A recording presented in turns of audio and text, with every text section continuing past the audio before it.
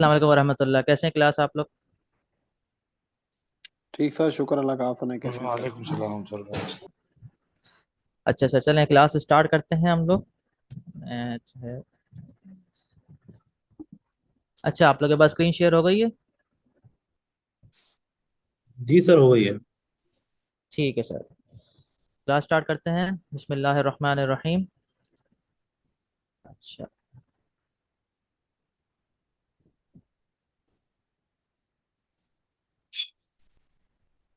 Sir, अब voice सबको आ रही है? किसी को ऐसा तो नहीं किसी को ना आ रही हो तो मुझे कंफर्म करें।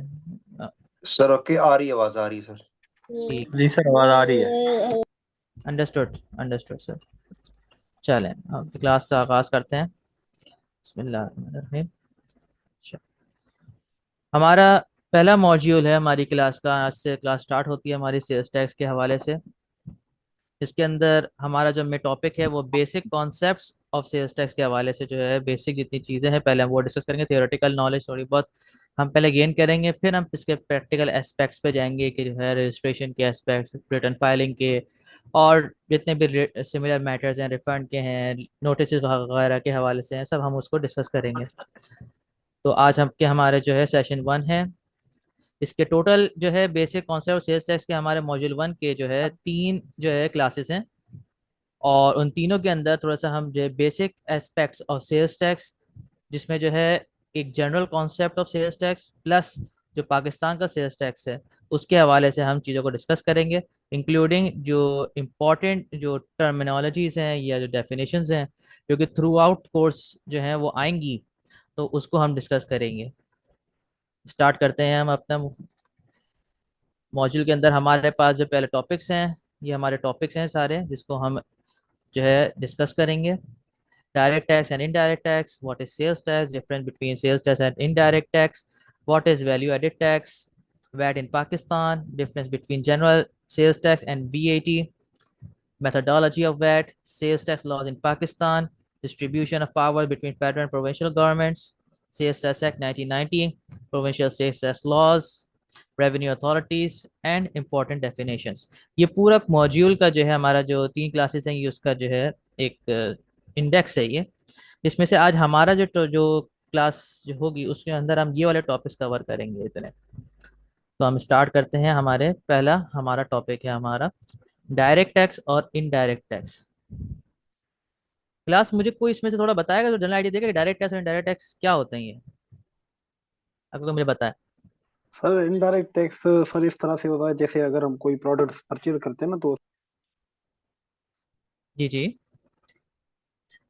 बहुत सी प्रोडक्ट्स होती है जिसके ऊपर हम जो है वो डायरेक्टली जो है वो टैक्स दे रहे होते हैं गवर्नमेंट को, तो वो हमारा हम्म होता है इनडायरेक्ट टैक्स। एक होता है डायरेक्ट टैक्स। हम्म डायरेक्ट टैक्स से मुराद ये है कि अभी जैसे मैं कंपनी में काम कर रहा हूँ, तो मैं जहाँ से तनख्वाह मिल रही है, तो वहाँ पे मेरा टैक्स जो है वो मतलब डिडक्ट हो रहा है कंपनी की तरफ से। तो वो जो बिल्कुल पे हो रहा है, बिल्कुल। और जो डायरेक्ट टैक्स है सर हम उसको एडजस्ट कर सकते हैं, मगर इनडायरेक्ट जो टैक्स है ना, मतलब उसको हम ज्यादातर जो है ना वो एडजस्ट नहीं कर सकते हैं। ठीक है ठीक है। डायरेक्ट टैक्स के हवाले सर आपकी नॉलेज जो है बहुत अच्छी है। और जो है इनडायरेक्ट टैक्स के बाद आपने बिल्कुल सही कहा कि जो है कुछ चीज़ों में कि उस पर लगता है, जो खरीदने परचेज करने जाते हैं, सेल करते हैं, चीज़ों पे लगता है ये। इसको थोड़ा सा और हम इलेबोरेट कर लेते हैं, और इसकी इंटरनेशनली जो मीनिंग है, इंटरनेशनली जो इसको जो डिफाइन किया जाता है डायरेक्ट टैक्स और इनडायरेक्ट टैक्स को, वो हम देखते हैं कि जो है जो इंटरनेशनल लॉज हैं वो इसको किस तरह डिफाइन करते हैं। सबसे पहले हम आते हैं डायरेक्ट टैक्स पे। डायरेक्ट टैक्स से बहुत सारे लोग फेमिलियर हैं। और direct tax means a tax such as income tax which is levied on a person, excuse me, ये अच्छा हट गया। Direct tax means a tax such as income tax which is levied on the income or profit of the person who pays it rather than the goods or services। देखिए, income tax आप लोग सब अच्छी तरह familiar है income tax से ना। Income tax जो है वो पर्सन टू पर्सन लगता है, यानी एक पर्सन के ऊपर से लगता है उसकी इनकम या उसके प्रॉफिट्स पे, और वही बंदा जो होता है लायबल होता है पे करने के लिए टैक्स। वही बंदा, कोई और बंदा नहीं करता उसके बेहाफ पे, वही बंदा पे कर रहा होता है टैक्स। डायरेक्ट उस पर्सन की इनकम या प्रॉफिट पे टैक्स लगता है, ये होता है डायरेक्ट टैक्स। और क्या, the direct tax which is paid by the person on whom it is levied is known as direct tax, or the direct tax is levied on persons income और wealth, person की income या wealth पे जो है direct tax apply होता है। और ये बिल्कुल डायरेक्ट, यानी पर्सन को जो इस पर लग रहा होता है टैक्स पे, उसको पता होता है कि मैं कौन सा टैक्स पे कर रहा हूँ। तो पता है कि इनकम टैक्स से मेरी सैलरी आ रही है, सैलरी के अंदर से जो है मेरा कुछ पोर्शन अगर जो है डिडक्ट हो रहा है, टैक्स में जा रहा है, उसको पता है क्या मैं इतना टैक्स जो है मेरा जा रहा है, ठीक है। और कहीं जाता है तो उसको पता होता है कि इतना टैक्स मेरा कट रहा है, इनकम टैक्स जो कटते हैं, डिडक्ट होते हैं, विद होल्डिंग होती है, जो भी उसको उसको चीज़ का नॉलेज होती है, वो उस बंदे के ऊपर लग रही होती है, चाहे वो बैंक के थ्रू लगे, चाहे कैसे भी लगे ना, चाहे वो सैलरी डिडक्शन पे लगे। अब on the other hand indirect tax पे अगर हम आते हैं, तो indirect tax means a tax levied on goods and services rather than the income और प्रॉफिट। इनडायरेक्ट टैक्स गुड्स और सर्विसेज जो प्रोवाइड की जाती है उस पे लगता है, ना कि जो इसकी इनकम या प्रॉफिट पे। मिसाल के तौर पे कोई इंसान, किसी बंदे ने कोई चीज सेल की, भले उसमें उसको नुकसान हुआ या उसको फायदा हुआ, इट डजेंट मैटर, टैक्स पे करना है उसे। उसकी उसका ना इनकम से ताल्लुक है ना प्रॉफिट से ताल्लुक है। लॉ ने चीज डिफाइन कर दी, मिसाल के तौर पे मैंने कोई चीज परचेज की, मिसाल क्या ले, मिसाल ले, चले मैं गाड़ी ले लेता हूँ, एक जनरल, लॉ से कोई ताल्लुक नहीं, मैं एक जनरल मिसाल दे रहा हूँ। एक गाड़ी परचेज की मैंने, जो है तकरीबन 20 लाख की मैंने गाड़ी ली, ठीक है। अब जो है मैंने उसको जो है, अच्छा मैं कारोबार भी गाड़ियों का ही करता हूँ, मैं इसकी जरूरी इसलिए बता रहा हूँ इसलिए कि जो है ताकि बिजनेस से रिलेटेड बात, या बिजनेस की बात हो रही है, सेल परचेज की बात हो रही है यहाँ पर। तो मैंने जो है गाड़ियों का कारोबार करता हूँ, मैंने गाड़ी खरीदी एक, मैंने इंपोर्ट करी, मिसाल मैंने इंपोर्ट की 20 लाख की गाड़ी मैंने इंपोर्ट की, अब मैं पाकिस्तान में बेच रहा हूँ उसे ना। अब कोई भी इशू हो गया, कोई मार्केट में कोई मसला हो गया, कुछ भी आ गया, गाड़ी में खराबी हो गई, कुछ भी हो गई, गाड़ी मैंने जो है लॉस में बेची। 20 लाख की खरीदी मैंने गाड़ी, 15 लाख में बेची, लॉस में बेची मैंने। गवर्नमेंट को इससे कोई गर्ज नहीं कि मैंने प्रॉफिट हुआ या ना हुआ, गवर्नमेंट कहेगी कि तुमने सेल किया है, जो तुमने सेल वैल्यू है उस पर जो है ना तुम मुझे 18% जो है मुझे काट के जमा कराओगे, इस पर सॉरी चार्ज करके मुझे जमा कराओगे, गवर्नमेंट ये कहती है। तो जो है इससे उसकी ना इनकम का कोई ताल्लुक हुआ ना उसके प्रॉफिट का ताल्लुक हुआ, डायरेक्ट जो है उसकी सेल से रिलेटेड है ये चीज ना। अगला point, the tax which is paid by tax payer indirectly is known as the indirect tax. ये जनरल बात है, मतलब डायरेक्टली नहीं होता, इनडायरेक्टली उस पर जो है वो टैक्स पे कर रहा है, उसको पता भी नहीं होता कि उस पर कौन कौन से टैक्सेस लग रहे हैं। वो हम लोग दुकान पे जाते हैं, कोई भी मिसाल के तौर पे मैं दुकान पे गया, मैंने जो है कोला नेक्स ली, और जो है या टॉफी ली, मैंने बिस्किट लिया, मुझे पता ही नहीं कि उसके अंदर कितने टैक्सेस हैं, और मैं उसको इनडायरेक्टली पे कर रहा हूँ। मैं जो पैसे दे रहा हूँ उसके अंदर जो है जीएसटी भी शामिल है, छुपा हुआ है उसके अंदर।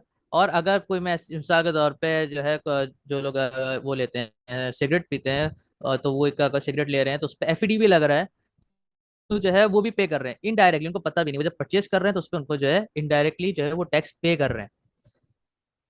और इसका जो उलट है, जैसे इनकम टैक्स वाला, उसको पता होता है कि मैं टैक्स क्यों, मेरा टैक्स है मैं पे कर रहा हूँ, उस बंदे के ऊपर डायरेक्टली लग रहा होता है। अगला point, the indirect tax is levied on a person who consumes the good and services. जो पर्सन जो कंज्यूम कर रहा होता है गुड्स या सर्विसेज को, उस पे जो है टैक्स चार्ज होता है।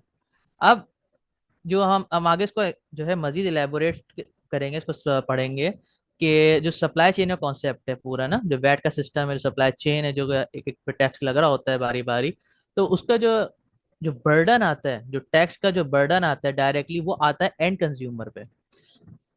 तो हम लोग आखिरी में जो चीज खरीद रहे होते हैं, जो एंड कंज्यूमर होता है, वही उसको जो है उस पे जैसी बात है, टैक्स लग लग के जितना उस पर टैक्स बढ़ जाता है, वो फिर एंड में टैक्स वो पे कर रहा होता है, और उसको रिटर्न में कुछ नहीं मिल रहा होता।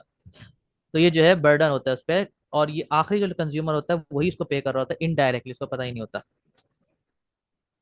तो ये एक जनरल कॉन्सेप्ट था डायरेक्ट टैक्स और इनडायरेक्ट का। अब हम इसको मजीद आगे इसको पढ़ते हैं, सेल्स टैक्स, हमारी क्लास सेल्स टैक्स के हवाले से है, तो हम सेल्स टैक्स को जो है पढ़ते हैं कि सेल्स टैक्स है क्या। Sales tax is a form of indirect tax. यहाँ पर सेपरेशन है, इनडायरेक्ट टैक्स जो है ये कह रहा है उसकी फॉर्म है sale tax.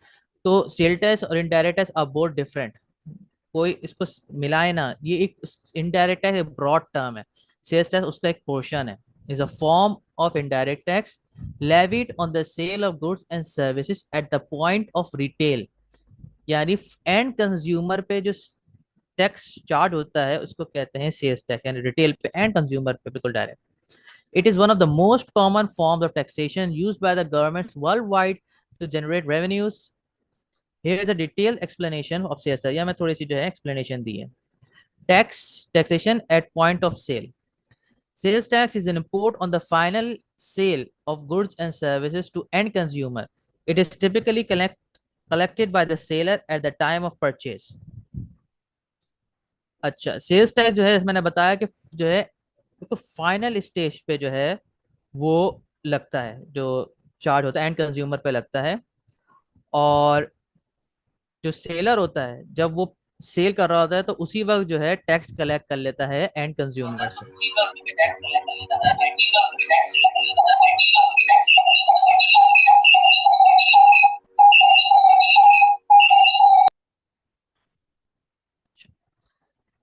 Next next point है हमारा परसेंटेज। नेक्स्ट है हमारे पास परसेंटेज बेस्ड टैक्सेशन। इसके अंदर दूसरा पॉइंट है हमारा सेल्स टैक्स का एस्पेक्ट, वो ये है कि sales tax is calculated as a percentage of retail price of goods or services sold. The tax rate varies depending on the jurisdiction and type of goods and services. Sales tax जो है वो हर retail price पे different percentage लग सकती है, उस पर डिपेंड ऑन द जुरिस्डिक्शन। बाज़ जगह जो है 16% है, बाज़ किसी और रेट पे जो है कहीं रिड्यूस रेट पे है, कहीं एग्जाम्प्ट है, कहीं कैसा है। तो जो है ना ये डिपेंड करता है, ये फिक्स नहीं होता है सेल्स टैक्स ना, ये हर जुरिस्डिक्शन के हवाले से चेंज होता रहता है। अगला, responsibility of collection. The responsibility of collection and remitting sales tax is usually falls on the seller.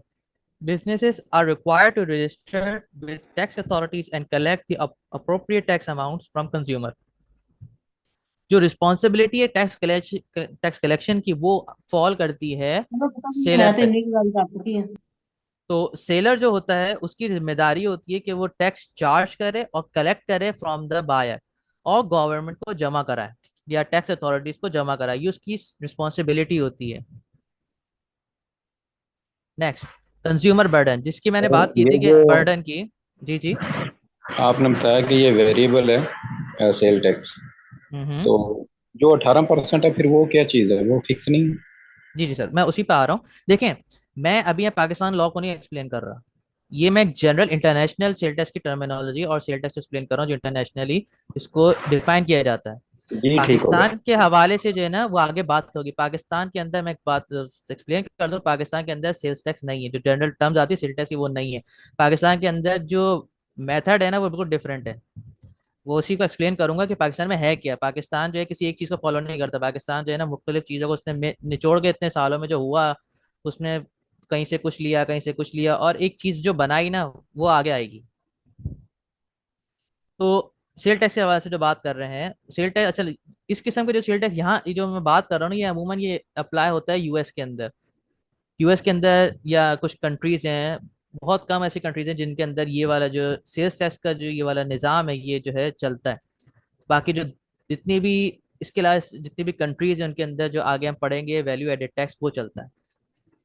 अच्छा, consumer burden, while business collect sales tax the economic burden ultimately falls on the consumer. The tax amount is added to the purchase price, increasing the overall cost of goods and services.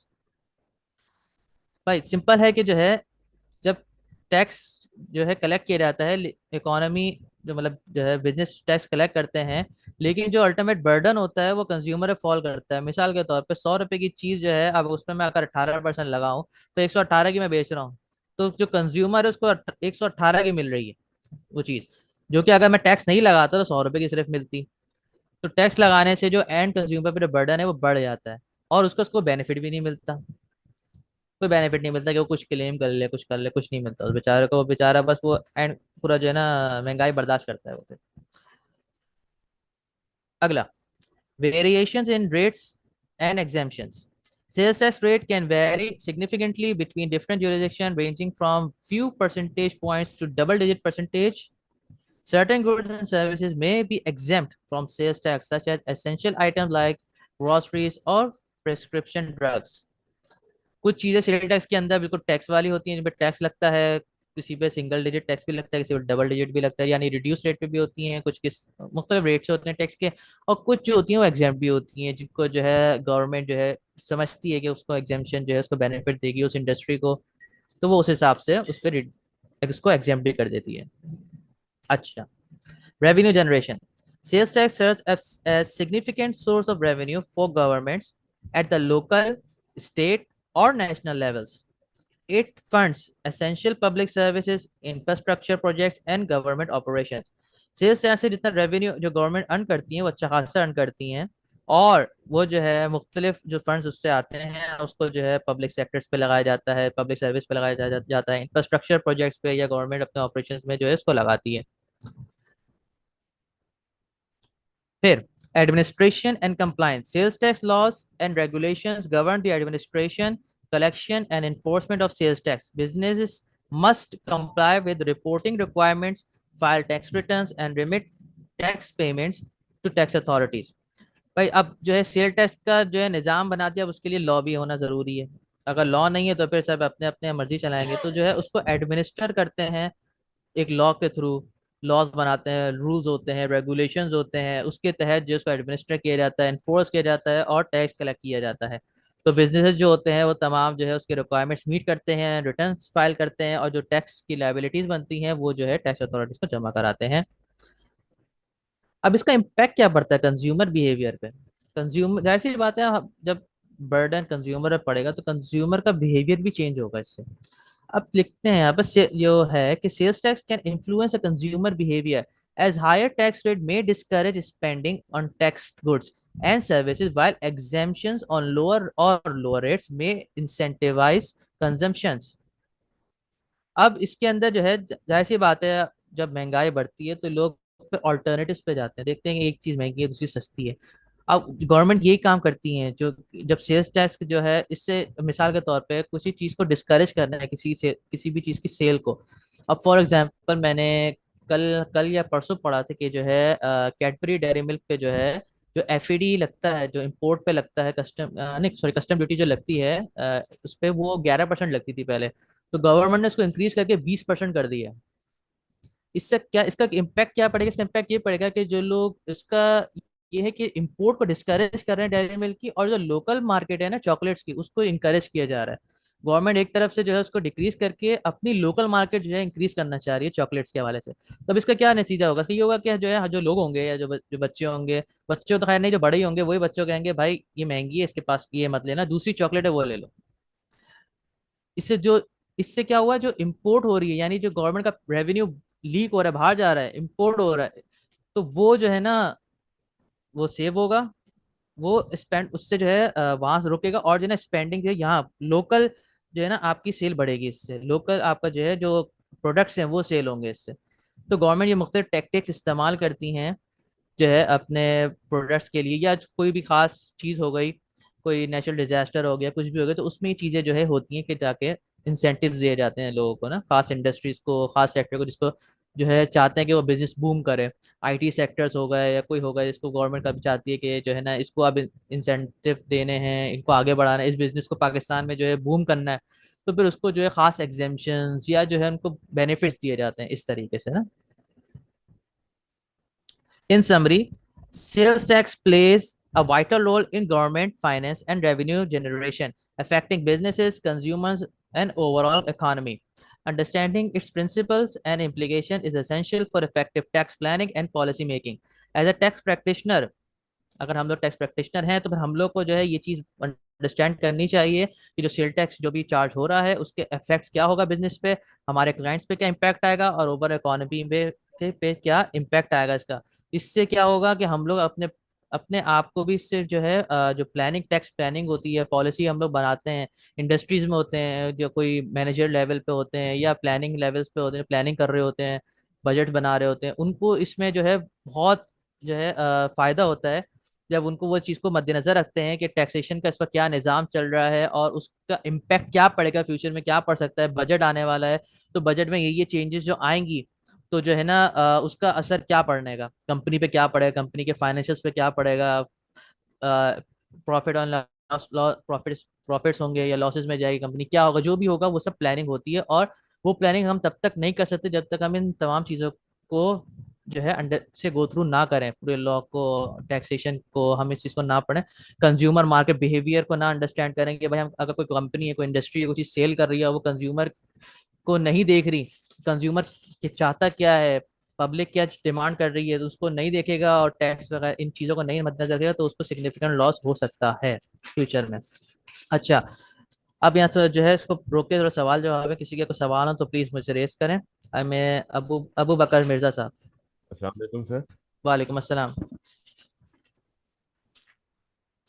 Sir क्या हाल है आपका, खैरियत से? अल्हम्दुलिल्लाह जी sir. अच्छा sir, जिस तरह आप बता रहे हैं कि गवर्नमेंट सेल टैक्स जो डालती है इंपोर्ट्स के ऊपर भी खास तौर पे, ताकि वो अपने डोमेस्टिक मार्केट को इंक्रीज कर सके, उसकी ग्रोथ कर सके। तो सर हम्म इसके रिलेटेड जो फैन इंडस्ट्री है, पाकिस्तान का जो फैन सेक्टर है सर, अबाउट, क्योंकि हमारा जो रॉ मटेरियल है ये इंटरनेशनल मार्केट के अंदर इतना competitive नहीं है, इतना इफेक्टिवली ये पाकिस्तान के अंदर नहीं बनता कि उस मटेरियल से पंखे बनाए जा सकें। तो सर हम्म अबाउट 80 to 90% जो फैन इंडस्ट्रीज हैं वो बाहर से इंपोर्ट करती हैं। तो सर हम्म अगर इनके ऊपर इनकी कीमतें इंक्रीज हो जाएंगी तो ऑब्वियसली एंड कंज्यूमर को भी जो है हाई पे करना पड़ेगा, और हमारी डोमेस्टिक मार्केट तो इतनी, आप कह लें कि उसकी कंपेटिटिव है ही नहीं, या उसकी इतनी कैपेसिटी हम्म है ही नहीं कि हम्म, वो यहाँ पर जो है वो उसकी प्रोडक्शन कर सकें यहाँ से रॉ मटेरियल लेके, कंपनीज जो हैं। बिल्कुल बिल्कुल सही, बिल्कुल तो सही। सर उसके अंदर फिर सर यहाँ की डोमेस्टिक मार्केट की ग्रोथ किस तरह हो सकती है, क्योंकि यहाँ पर तो हमारे पास इतने वो इफेक्टिवली और एफिशिएंट रॉ मटेरियल प्रोड्यूसर्स नहीं हैं, और जिसकी वजह से जो फैन सेक्टर है वो सारा बाहर से इंपोर्ट करता है। अगर हम्म बाहर से इंपोर्ट महंगी हो जाएगी तो obviously sir there will be thousands of firm जो कि बंद हो जाएंगी, और जिसकी वजह से इसके ऊपर ऑब्वियसली इकोनॉमी के ऊपर भी इफेक्ट आएगा, हम्म अनएम्प्लॉयमेंट के ऊपर भी आएगा, और जो हम्म सर एक इनकम जनरेट होती है to all the sector, because obviously many suppliers are attached with this product. Hmm. तो सर उनका बिजनेस बंद हो जाएगा, तो इसके अंदर सर डोमेस्टिक मार्केट तो फिर सर डिक्रीज नहीं हो जाएगी? बिल्कुल सर, आप सही कह रहे हैं। अब इसीलिए देखें सर, गवर्नमेंट जो है वो ऐसे ही फैसले नहीं करती है वाले, गवर्नमेंट पहले उसका जो है ऑल्टरनेटिव रखती है। अब मिसाल के तौर पर आपने फैंस की मिसाल दी। अब फैंस जो है वो जान, गवर्नमेंट भी इस चीज़ को अवेयर हो, गवर्नमेंट भी इससे अवेयर है कि फैन की इंडस्ट्री चीज़ों में जो है हमारी स्ट्रांग नहीं है, क्योंकि हमारे पास जो रॉ मटेरियल्स हैं वो इस क्वालिटी के नहीं है कि जो है हम अपना खुद जो है एक प्रॉपर चीज़ बना सकें। तो इसीलिए जो है मेरे शहर में ऐसा नहीं है कि जो है कोई फैन से रिलेटेड चीज़ पे कोई इन्होंने जो है रेट बढ़ाए हो आईपीडी के हवाले से या इंपोर्ट के हवाले से। तो गवर्नमेंट ऐसा करती भी नहीं, गवर्नमेंट अब करती है तब उस जब ऑल्टरनेटिव होता है, या बाद औक़ात नहीं भी होता तब भी कर देती है। मैं ये नहीं कह रहा कि वो नहीं करती, बाद औक़ात कर भी देती हैं, लेकिन फिर उसका फिर फीडबैक भी फिर स्ट्रांग आता है। जो एसोसिएशन होती हैं वो जाके जो है कंटेंट करती हैं मैटर्स को रेवेन्यू अथॉरिटीज़ में, या जो है जो भी जो फॉरम्स हैं उन पे जाके उनको ये इशू रेस किए जाते हैं, और फिर वहां से फिर जो है फैसले भी आ जाते हैं, बाज़ औक़ात फेवर में आ जाते हैं कि चलो हम रेट बढ़ा था उसको दोबारा जो है जैसे पहले था उसको वैसे ही कर दिया जाए। ये सर तो मैं जी जी सर जी आपकी जी बात काट रहा हूँ, उसके जी लिए जी। I am very much sorry. Sir अब फैन सेक्टर को रिप्रेजेंट करने के लिए हमारे पास यहाँ पर पैफमैप, Pakistan electronic manufacturing of fans जो है, हम्म। ये अथॉरिटी है जो कि फैन सेक्टर को रिप्रेजेंट करती है टू द गवर्नमेंट। ठीक है। सो सर इसके अंदर जो आप कह लें कि अपील की गई थी कि जो इंपोर्ट की जो कॉस्ट है वो बहुत ज़्यादा थी, और सर यहाँ पर क्योंकि इंपोर्ट की कॉस्ट ज़्यादा थी तो at the end of the day जो है वो प्रोडक्ट की भी कॉस्ट ज़्यादा थी, जिसकी वजह से हम्म सर लोगों की जो डिमांड है वो कम हो गई थी because of the price factor. Hmm तो सर इसके अंदर गवर्नमेंट की तरफ से तो हमें इंसेंटिव ये मिल गया था कि आप यहाँ से इंपोर्ट कर सकते हैं, but sir at the end of the day उसकी प्राइस इतनी ज़्यादा इंक्रीज हो गई थी कि कंज्यूमर के पास इतना बजट या इतनी डिमांड है ही नहीं थी। तो सर अगेन जो है वो सेक्टर की जो प्रोडक्टिविटी है या जो एफिशिएंसी है वो डिक्रीज हो गई थी। अच्छा। सर इसके अंदर भी हमें कोई बेनिफिट नहीं मिल सका, तो सर इसमें हम आगे क्या कर सकते हैं मजीद? हम्म काइंडली थोड़ा I'm गाइड sorry, करें। sir, ये क्वेश्चन आंसर एंड पे ले जाएं, ये थोड़ा सा इररिलेवेंट हम हो रहे हैं और टाइम का भी एक चैलेंज है। मल्टीपल लोग क्वेश्चन वो टेक्स्ट बॉक्स में कर रहे हैं कि इररिलेवेंट कन्वर्सेशन शुरू हो गई है, प्लीज इसको एंड पे कर लें तो बेहतर होगा। Thank you very much. जी जी बिल्कुल, इसको हम चीज़ों को एंड पे ले जाते हैं। मेरे सिर्फ जो था क्वेश्चन आंसर का वो सिर्फ इसलिए था कि इस टॉपिक के रेलेवेंट अगर कोई क्वेश्चन होता तो फिर रेस कर देते, वो अगर मैंने इतना पढ़ाया था उतना अगर किसी को उसमें कुछ चीज समझ ना आई हो तो फिर वो रेस करने का था। बाकी क्वेश्चन आंसर का सेशन मैं एंड पे जरूर दूंगा, इसमें आप जी कोई सर, भी किस्म का सवाल हो वो उसमें कर सकते हैं। इसी में है सर, जब आपने पहला फीचर बयान किया ना तो उसमें वो seller at the time of purchase, तो सर काइंडली एक स्लाइड जो है ना, 2 स्लाइड पीछे ले जाइएगा ना, मैं लेके जा रहा हूँ उसको सर। थोड़ा सा एक्सप्लेन कर लीजिएगा। इससे पीछे जहाँ पे पहला पॉइंट हमने स्टार्ट की ना, वेरिएबल से ऊपर वाला, ये वाला। ये जी, it is typically collected by seller at the time of purchase. तो सर इसके अब बहुत सारे हमारे जहन में मीनिंग आ रहे हैं, काइंडली आप एक्सप्लेन तो कर दें। Taxation at point of sale में जो सेकंड लाइन आप बता रहे हैं। It is typically collected by the seller at the time of purchase. देखें, मैं आपको कोई चीज बेचूं तो मेरे ऊपर रिस्पॉन्सिबिलिटी है टैक्स कलेक्ट करने की, ठीक है। मिसाल के तौर पे मैं आपको मिसाल देता हूँ, 100 रुपए की चीज मैं आपको सेल कर रहा हूँ, ठीक है। लॉ रिक्वायर करता है कि मैं उस पर 18% टैक्स चार्ज करूँ, ठीक है। मैंने उस पर 18% चार्ज किया, यानी 100 रुपीज का 18% मैंने निकाला और 18 रुपए है मैंने उसको जो है ऐड किया, इनवॉइस में ऐड किया और 118 की इनवॉइस मैंने आपको दे दी, सेल कर दिया आपको मैंने। उसके बाद जो है आपने मुझे 118 रुपये पूरे दे दिए। मैंने उसमें से जो आपने मुझे 18 रुपये जो गवर्नमेंट ने कहा था कि जो टैक्स आपका बनता है वो मुझे दोगे, तो जो है मैंने वो यानी सेलर, मैं सेलर, मैंने 18 रुपये आपसे कलेक्ट करके मैंने गवर्नमेंट को जमा करा दिया। यानी जो टैक्स कलेक्शन की जो रिस्पॉन्सिबिलिटी है at the time of sale, वो बेचने वाले के ऊपर आती है, खरीदने वाले के ऊपर नहीं आती। आई होप ये क्वेश्चन ये जी चले मैंने ठीक है। एक्सप्लेन सही बस कर दिया हो। टाइम ऑफ परचेज असल कर रहे थे ना, तो इससे मीन ये हो रहा था कि जब क्या सेलर ने वो स्टार्ट में खुद परचेज की थी उस वक्त वो पे करता आ रहा है, क्योंकि ये तो एंड कंज्यूमर पे लाइबिलिटी क्रिएट हो जाती है ना। जी जी, ये जो है ना मैंने पहले ही बताया, ये जो मैं एक इंटरनेशनल लेवल, इंटरनेशनल जो है ना जो डेफिनेशन सेल टैक्स की वो बता रहा हूँ। पाकिस्तान के अंदर थोड़ा डिफरेंट इसका जो है तरीकेकार है। मैं अभी से एक जनरल सेल टैक्स को डिफाइन कर रहा हूँ यहाँ पर ना मैं। जी सर, क्लियर हो गया, बहुत ठीक शुक्रिया। है, अच्छा आगे बढ़ते हैं।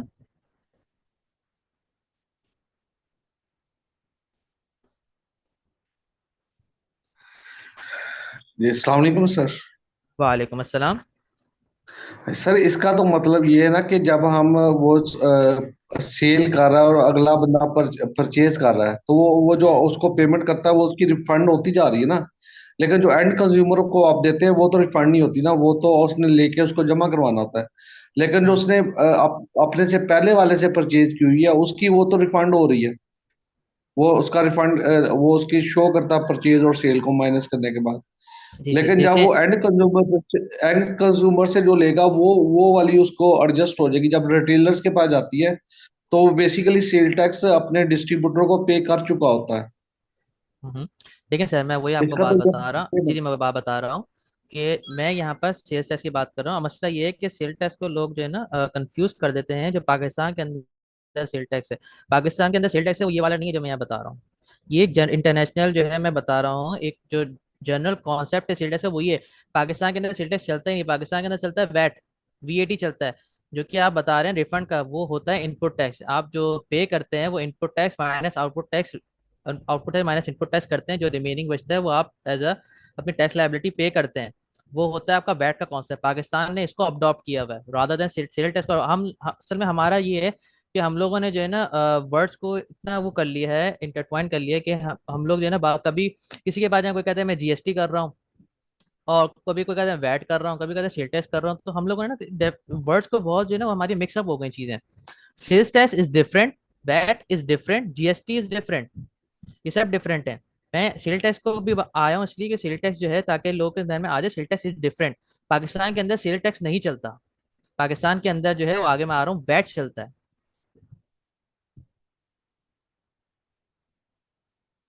सर इसको लेकिन आगे सर कंटिन्यू। एफबीआर वगैरह पे तो सेल सेल टैक्स का ऑप्शन आता है, बेड टैक्स का ऑप्शन नहीं आता। वही मैं कह रहा हूँ सर, यही तो हमारी है शुरू से जो चला आ रहा है ना सर हमारा मसला। मैं आपको हिस्ट्री जब पढ़ाऊंगा ना इसकी सेल टैक्स की आपको पता चल जाएगा। पाकिस्तान के अंदर शुरू में प्री पार्टीशन सेल टैक्स था, सेल्स टैक्स था प्री पार्टीशन।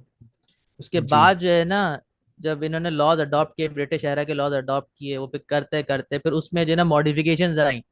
मॉडिफिकेशंस आके फिर इन्होंने वैट को जो है अडॉप्ट किया। वैट सिस्टम जब यूके ने जो है अडॉप्ट किया, यूरोप, पूरे यूरोप ने अडॉप्ट किया, वेस्ट ने अडॉप्ट किया वैट को, तो फिर इन्होंने भी अडॉप्ट किया, पाकिस्तान ने भी देखा देखी अडॉप्ट किया उसको, जो है चीज़ें उसकी यहाँ पर इम्प्लीमेंट करनी शुरू करी, लेकिन नाम वही का वही रखा, रहन दिया सेल टैक्स ही, उसको चेंज ही नहीं किया। लेकिन लेकिन सर जो हमारा सेल टैक्स का एक्ट है वो 1919 जो है, तो वो तो जी सेल टैक्स एक्ट है ना, जी सर, वैट तो उसके बाद आया। नहीं वैट सर उससे पहले का इम्प्लीमेंट है, जो कि यूके ऑलरेडी अडॉप्ट कर चुका था 90s के अंदर ही, 1950 60s में अडॉप्ट कर चुका था आई थिंक ना। सही। तो फिर इसका नाम सेल टैक्स एक्ट 1990 क्यों रखा गया? सर ये अब वो डिपार्टमेंट लेजिस्लेशन ही बताया कि उन्होंने ऐसा क्यों किया, वो अब तक वही वो जो प्री पार्टीशन एरा का जो उन्होंने रखा था ना नाम, उसी को जारी रखा। तो इन्होंने असल देखें सेल टैक्स जो है ना, वो मैंने आपको जैसे बताया, सेल टैक्स जो है फिक्स रेट पे जो है एंड कंज्यूमर पे अप्लाई होता है, ठीक है। लेकिन जो हमारा जो जो यहाँ चलता है पाकिस्तान में, वो एंड कंज्यूमर पे जो डायरेक्ट नहीं लगता, वो पूरी सप्लाई चेन पे लगता है। मैं देखिए मैं आगे एक्सप्लेन करूंगा इस चीज को ना, अभी मैं सर ये सेल डेट टैक्स पे हूँ, की मैं ऑब्लिगेशन आगे है। एक्सप्लेन करूंगा, ठीक है। तो अब जैसे डिफरेंस जो है सेल टैक्स और इनडायरेक्ट टैक्स के अंदर जो सामने हमारे आया, वो ये आया कि sales tax is a type Sales tax is a type of consumption tax imposed by state and local government on the sale of goods and services. Indirect tax is a broader category of taxation that includes tax imposed on goods and services rather than on individuals or business directly. ये broader term है indirect tax ना, किसी, और sale tax उसकी एक form है, एक type है indirect tax. Sale tax, it is typically charged as a percentage of retail price of goods and services at the point of sale. Indirect tax can take various forms, including sales tax, value-added tax, excise tax, custom duty, and tariffs. Indirect tax के अंदर सब कुछ आ जाता है। Sales tax तो उसका एक part है, उसके अंदर इनडायरेक्ट टैक्स के अंदर वैट भी है, एक्साइज भी है, कस्टम ड्यूटी भी है, टैरिफ भी है, सब कुछ है। The sales tax, the responsibility of collecting and remitting sales tax usually falls on the seller, who then passes the tax burden on to the consumer. Indirect tax, unlike sales tax, which specifically targets the final sale of goods and services, indirect taxes can be levied at different stages of production and distribution. ये main फर्क है दोनों में, कि sales tax जो है वो जो है बिल्कुल जो है ना फाइनल कंज्यूमर पे लगता है, बर्डन आता है उसका, और उसको क्लेम नहीं मिलता, उसका उसको इनपुट टैक्स नहीं, वो जो है ना एडजस्ट नहीं करता अपनी लाइफ, जो उसने खरीदा होता है उस पर टैक्स जो पे किया होता है वो टैक्स एडजस्ट नहीं कर पाता। इनडायरेक्ट टैक्स में हाउएवर पूरी की पूरी जो प्रोडक्शन की चेन है, जो सप्लाई चेन है, उस पर डिफरेंट स्टेजेस पे टैक्स लग रहा होता है, और हर कोई अपनी अपनी स्टेजेस पे जो है ना टैक्स क्लेम कर रहा होता है, जो उसने पे किया होता है वो क्लेम करता है, और जो है आगे इस तरह पूरी चेन चलती रहती है। इसके पूरी एग्जांपल में आगे जो है एंड में, लेसन के एंड में हुए पूरी ना आपको बताऊंगा मैं। Last, the sales tax rates and regulation can vary significantly from one jurisdiction to another. Indirect tax are often seen as regressive because they tend to have a greater impact on lower income individuals who spend a higher portion of their income on taxable goods and services. देखिए sales tax का जहां तक था कि जो है ना वो डायरेक्ट एंड कंज्यूमर पे लगता, ठीक है, डायरेक्ट एंड कंज्यूमर पे, तो वो इंक्रीज कितना हुआ, मिसाल के तौर पे मैंने सिर्फ एक ही पर्सन को एंड कंज्यूमर को कितने बेचना है, मुझे 118 पे बेचना है, मैंने 100 रुपए का 100 रुपए की मेरी इन्वॉइस थी, 18 रुपए मैंने सेल टैक्स लगाया और जो है उसको 118 की इन्वॉइस कर दी। ये सेल टैक्स का कॉन्सेप्ट है, सिंपल सा इतना, एंड कंज्यूमर पे डायरेक्ट 118 का बर्डन आया है, ठीक है, 18 रुपए का बर्डन आया, सॉरी।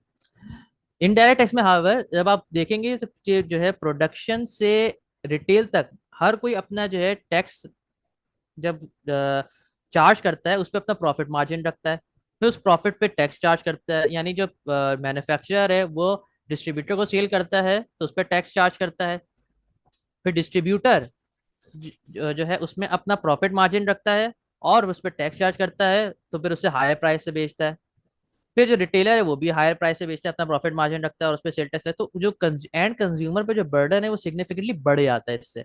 तो लोअर इनकम जो इंडिविजुअल होते हैं उनको जो उन पे जो है ना जाहिर सी बात है महंगाई के तूफान गिर जाते हैं। तो पाकिस्तान में जो मिसाल है वो ये वाली है कि जो है मैन्युफैक्चरर अपना टैक्स, डिस्ट्रीब्यूटर अपना टैक्स, जो डिस्ट्रीब्यूटर अपना टैक्स और फिर रिटेलर, इस सब मिल मिला के जो टैक्स का बर्डन आता है हम पे ज्यादा आता है।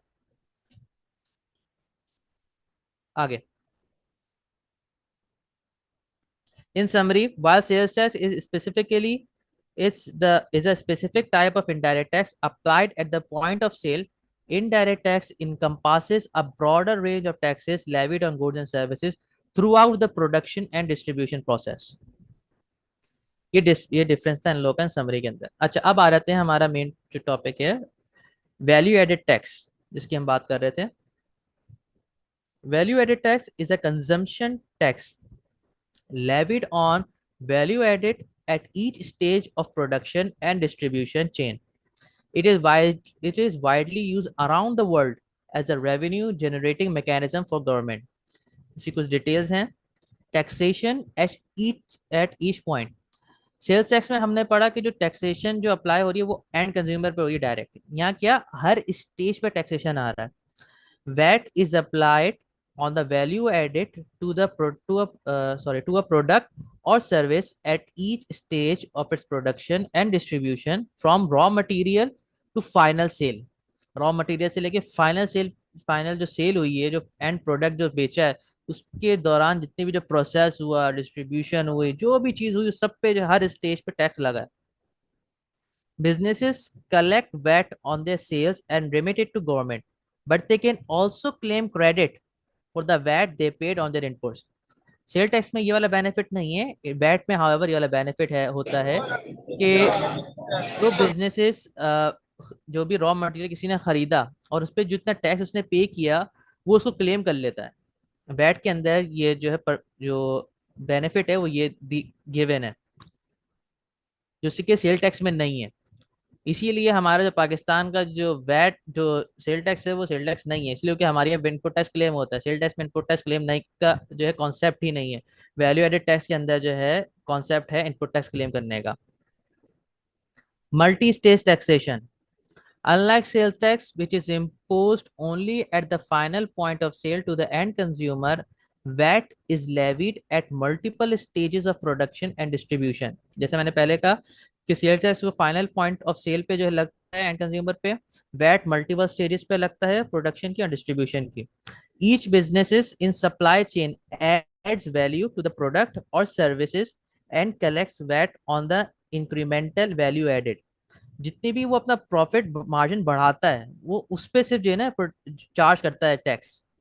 पूरी ओवरऑल वैल्यू पे नहीं, जितना जो पे करता है ना टैक्स वो उस पे करता है जितना वो अपना प्रॉफिट मार्जिन बढ़ाता है. मिसाल के तौर पे 100 रुपए से अब वो उसने 100 रुपए की चीज खरीदी, अब वो 200 रुपए की बेच रहा है, 100 रुपए का उसका मार्जिन आया ना, तो वो जो टैक्स देगा वो 100 रुपए की चीज ने खरीदी, 200 मजीद उसमें 100 रुपए ऐड किए और 200 की चीज बेच रहा है वो, तो वो टैक्स 200 पे चार्ज नहीं करेगा, वो टैक्स करेगा 100 रुपए पे, जो कि उसका प्रॉफिट मार्जिन था, वो उस पर चार्ज करके जो है ना गवर्नमेंट को जमा कराएगा. फिर अगली सप्लाई चेन है, वो जितना प्रॉफिट मार्जिन रखेगी वो उस पे टैक्स चार्ज करके गवर्नमेंट को पे कराएगी, ओवरऑल वैल्यू पे नहीं कराती.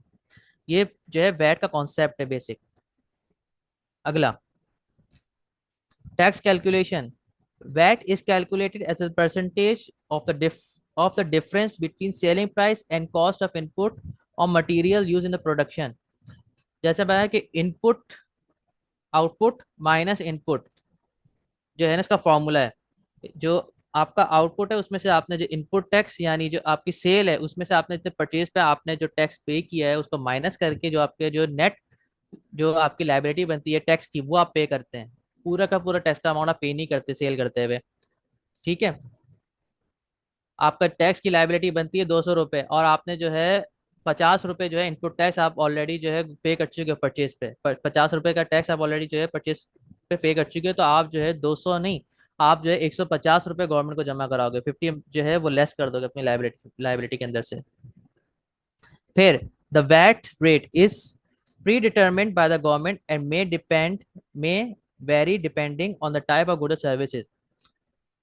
जो वैट का रेट होता है वो गवर्नमेंट जो है प्री डिटरमेंट होती है, यानी फिक्स स्टैंडर्ड रेट उन्होंने बनाया हुआ होता है, और उस बाज़ औक़ात जो है वो चेंज हो जाता है गुड्स सर्विसेज के हिसाब से. जो भी वो जो है एक ख़ास उनका जो तरीका होता है हर गवर्नमेंट का, ये पाकिस्तानी गवर्नमेंट की बात नहीं हो रही है, जो वर्ल्ड गवर्नमेंट्स हैं वो मुख्तलिफ एंगल से जो है जिसको देखती हैं जिस प्रोडक्ट का उसके हिसाब से उस पर टैक्स लगाती हैं, चार्ज करती हैं. Efficiency and transparency. VAT is considered more efficient and transparent than traditional sales tax system because It avoids the problem of tax cascading or tax pyramiding. Tax जो है ना इसके अंदर, सेल टैक्स के अंदर जो है ना वो, अब मिसाल के तौर पे मैन्युफैक्चरिंग स्टेज से जो है जितने भी बीच में प्रोडक्शन डिस्ट्रीब्यूशन जितनी चीजें जो आ रही है ना वो मॉनिटर नहीं हो रही, उस पे कितना वैल्यू एडिशन हुई या किसने कितना सा प्रॉफिट मार्जिन रखा कुछ नहीं पता।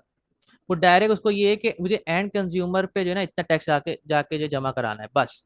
वैट के अंदर हाउएवर हर जो पूरी की पूरी सप्लाई चेन है वो टैक्स पे कर रही है, ईच एंड एवरी स्टेज। तो गवर्नमेंट को एक एक जो है ना स्टेज पे रेवेन्यू मिल रहा है और एक एक स्टेज जो है वो रिपोर्ट कर रही है अपनी सेल को। तो जो है इससे रिपोर्टिंग, इनवॉइसिंग और जो जो इतनी भी फॉर्मेलिटीज हैं गवर्नमेंट के रेवेन्यू कलेक्शन कलेक्शन की और असेसमेंट की, वो पूरी की पूरी इसमें पूरी हो रही हैं। by taking by taxing only the value added at each stage, that ensures that taxes are not levied on top of taxes, leading to a fair and more economically natural tax system. देखें VAT जो है वो और taxes के साथ नहीं लगता।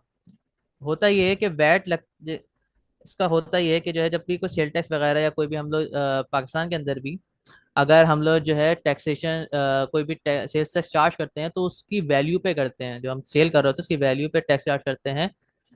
वो इसके अंदर कोई हिडन टैक्स शामिल नहीं होता पहले से। वो जो टैक्सेस होते हैं वो अलग से और लगते हैं। जैसे मिसाल के तौर पे 1000 रुपए की मैं इनवाइस कर रहा हूँ या फॉर एग्जाम्पल गाड़ी बेच रहा हूँ मैं जो है, तो उसके उसके ऊपर जो है मैंने सेल टैक्स चार्ज किया। उसके बाद कोई मजीद उस पर कोई टैक्स आता है तो वो बाद में चार्ज करूंगा, सेल टैक्स लगाने से पहले ही उसमें चार्ज नहीं करूंगा। यानी मैंने ऐसा नहीं कि मैंने 20 लाख की गाड़ी दी तो उसके बाद मैंने जो है उस पर एफईडी भी चार्ज कर रहा हूँ और मुख्तलिफ वाटर टैक्सेस भी चार्ज कर रहा हूँ और फिर उस पर सेल टैक्स चार्ज कर रहा हूँ। नहीं, सेल्स टैक्स हमेशा चार्ज होगा सेल की वैल्यू पे। इसमें जो है वो जो एफईडी वगैरह मुख्तलिफ टैक्सेस आ रहे हैं वो उसमें शामिल होंगे, वो बिल्कुल सेपरेट होंगे। Broad based taxation, VAT applies to wide range of goods and services, including imports, making it a broad-based tax that generates significant revenue for governments. इसकी जो वैट की रेंज है वाइड होती है गुड्स एंड सर्विसेज के साथ साथ imports वगैरह पे भी जो है इसकी इम्प्लीमेंटेशन होती है वैट की वैल्यू एडिशन की, जिसकी वजह से जो है गवर्नमेंट को जो है सिग्निफिकेंट रेवेन्यूज मिलते हैं इंपोर्ट स्टेज पे भी।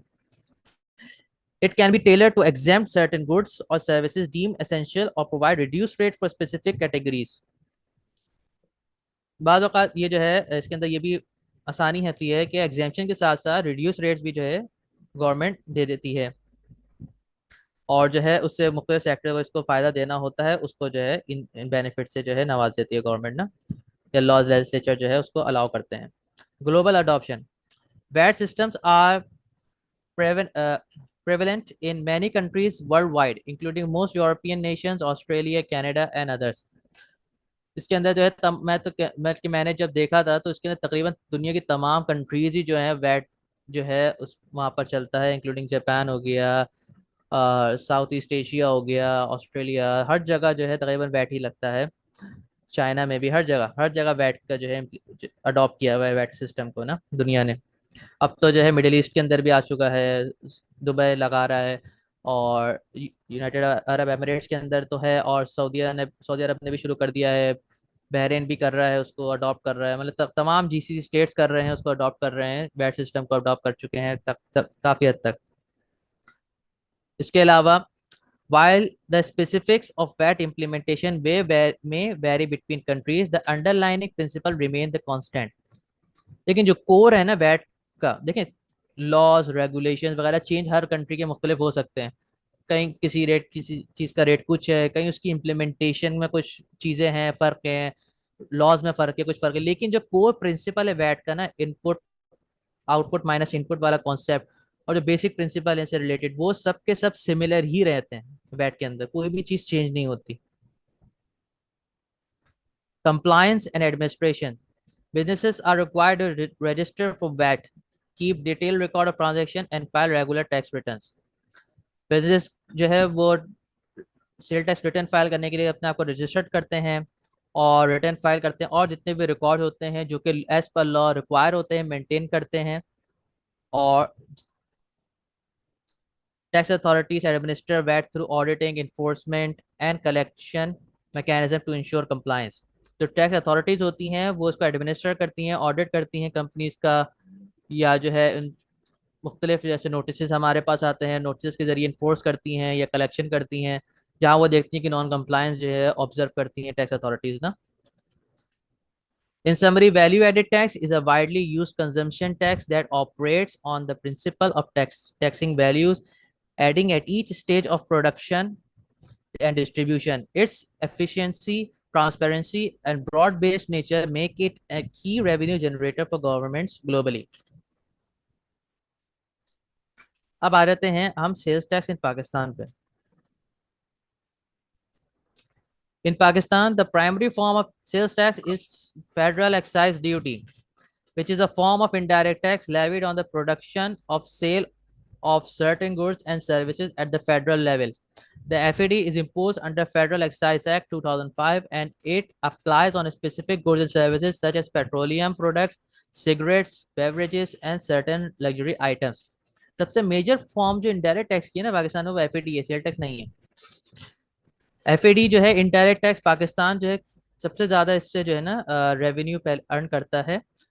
और जाहिर सी बात है जितने लग्जरी आइटम्स होते हैं और मतलब ये सारा एफएडी अमूमन उन चीज़ों पे चार्ज किया जाता है जिसकी जो है ना कंजम्पशन को डिस्करेज करने की जिनकी पॉलिसी होती है कि इन चीज़ों को जो है ना कम से कम जो कंज्यूम किया जाए कंट्री के अंदर. एफएडी के जो जनरल कॉन्सेप्ट है ना वर्ल्ड वाइड भी ड्यूटीज वो हर उस प्रोडक्ट पे लगती है जिसका गवर्नमेंट चाहती है इसी कंजम्पशन जो है ना पाकिस्तान के अंदर या किसी भी कंट्री के अंदर कम हो. अब गवर्नमेंट चाहती है कि पेट्रोलियम पाकिस्तान का इस्तेमाल हो, पेट्रोलियम प्रोडक्ट्स पाकिस्तान इंपोर्ट ना हो, बड़ा रेवेन्यू लीकेज है. सिगरेट्स हैं, बेवरेजेस हैं, इसलिए कि सिगरेट्स हार्मफुल हैं, बेवरेजेस भी है जो है वो हार्मफुल होती हैं हेल्थ के लिए. तो जो है उसको डिस्करेज करने के लिए उसकी सेल को ये किया जाता है. फिर उसके बाद जो है लग्जरी आइटम जितने भी हैं, गाड़ियाँ होती हैं बड़ी बड़ी इतनी सीसी गाड़ियाँ होती हैं, उनकी जो सेल पे या इंपोर्ट पे एफईडी चार्ज होता है. जितनी भी आप बड़ी बड़ी गाड़ियाँ देखें उन सब पे एफईडी चार्ज होता है. ट्रक्स होते हैं, डबल कैबिन गाड़ियाँ होती हैं, 4x4 गाड़ियाँ होती हैं और इसके अलावा मुख्तलिफ और जितनी भी खास रेंज है एफईडी के अंदर सीसीज की, अगर वो क्रॉस कर दिया थ्रेशोल्ड तो उन पे एफईडी अप्लाई हो जाता है. तो इसका इसका क्या होता है, गवर्नमेंट चाहती है, डिस्करेज करना चाहती है कि लोग बड़ी गाड़ियों में सफ़र ना करें, छोटी गाड़ियों में सफ़र करें. एडिशनली इसके अलावा पाकिस्तान के अंदर जो सेल टैक्स चलता है वो क्या है, GST, general sales tax, which is levied on the sale of goods and services throughout the country. The GST is governed by Sales Tax Act 1990 and it applies to a wide range of goods and services including imports.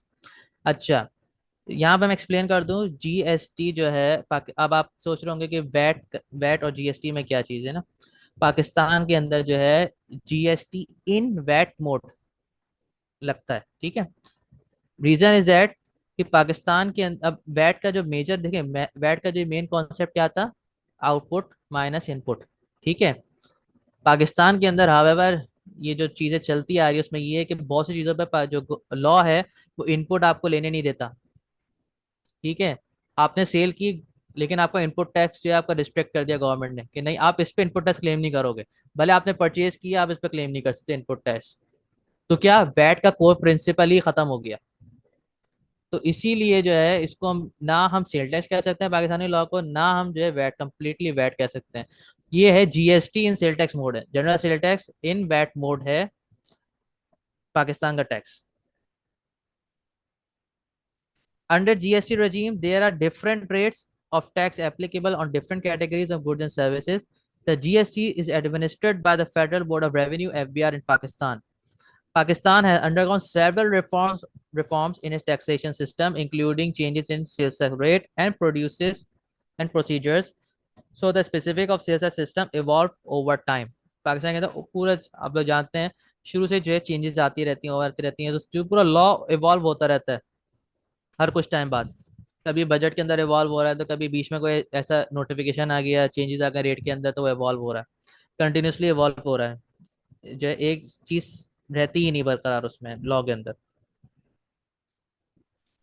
GST के अंदर और VAT के अंदर comparison और differences, similarities पहले हम discuss कर लेते हैं जीएसटी और वैट के अंदर ना.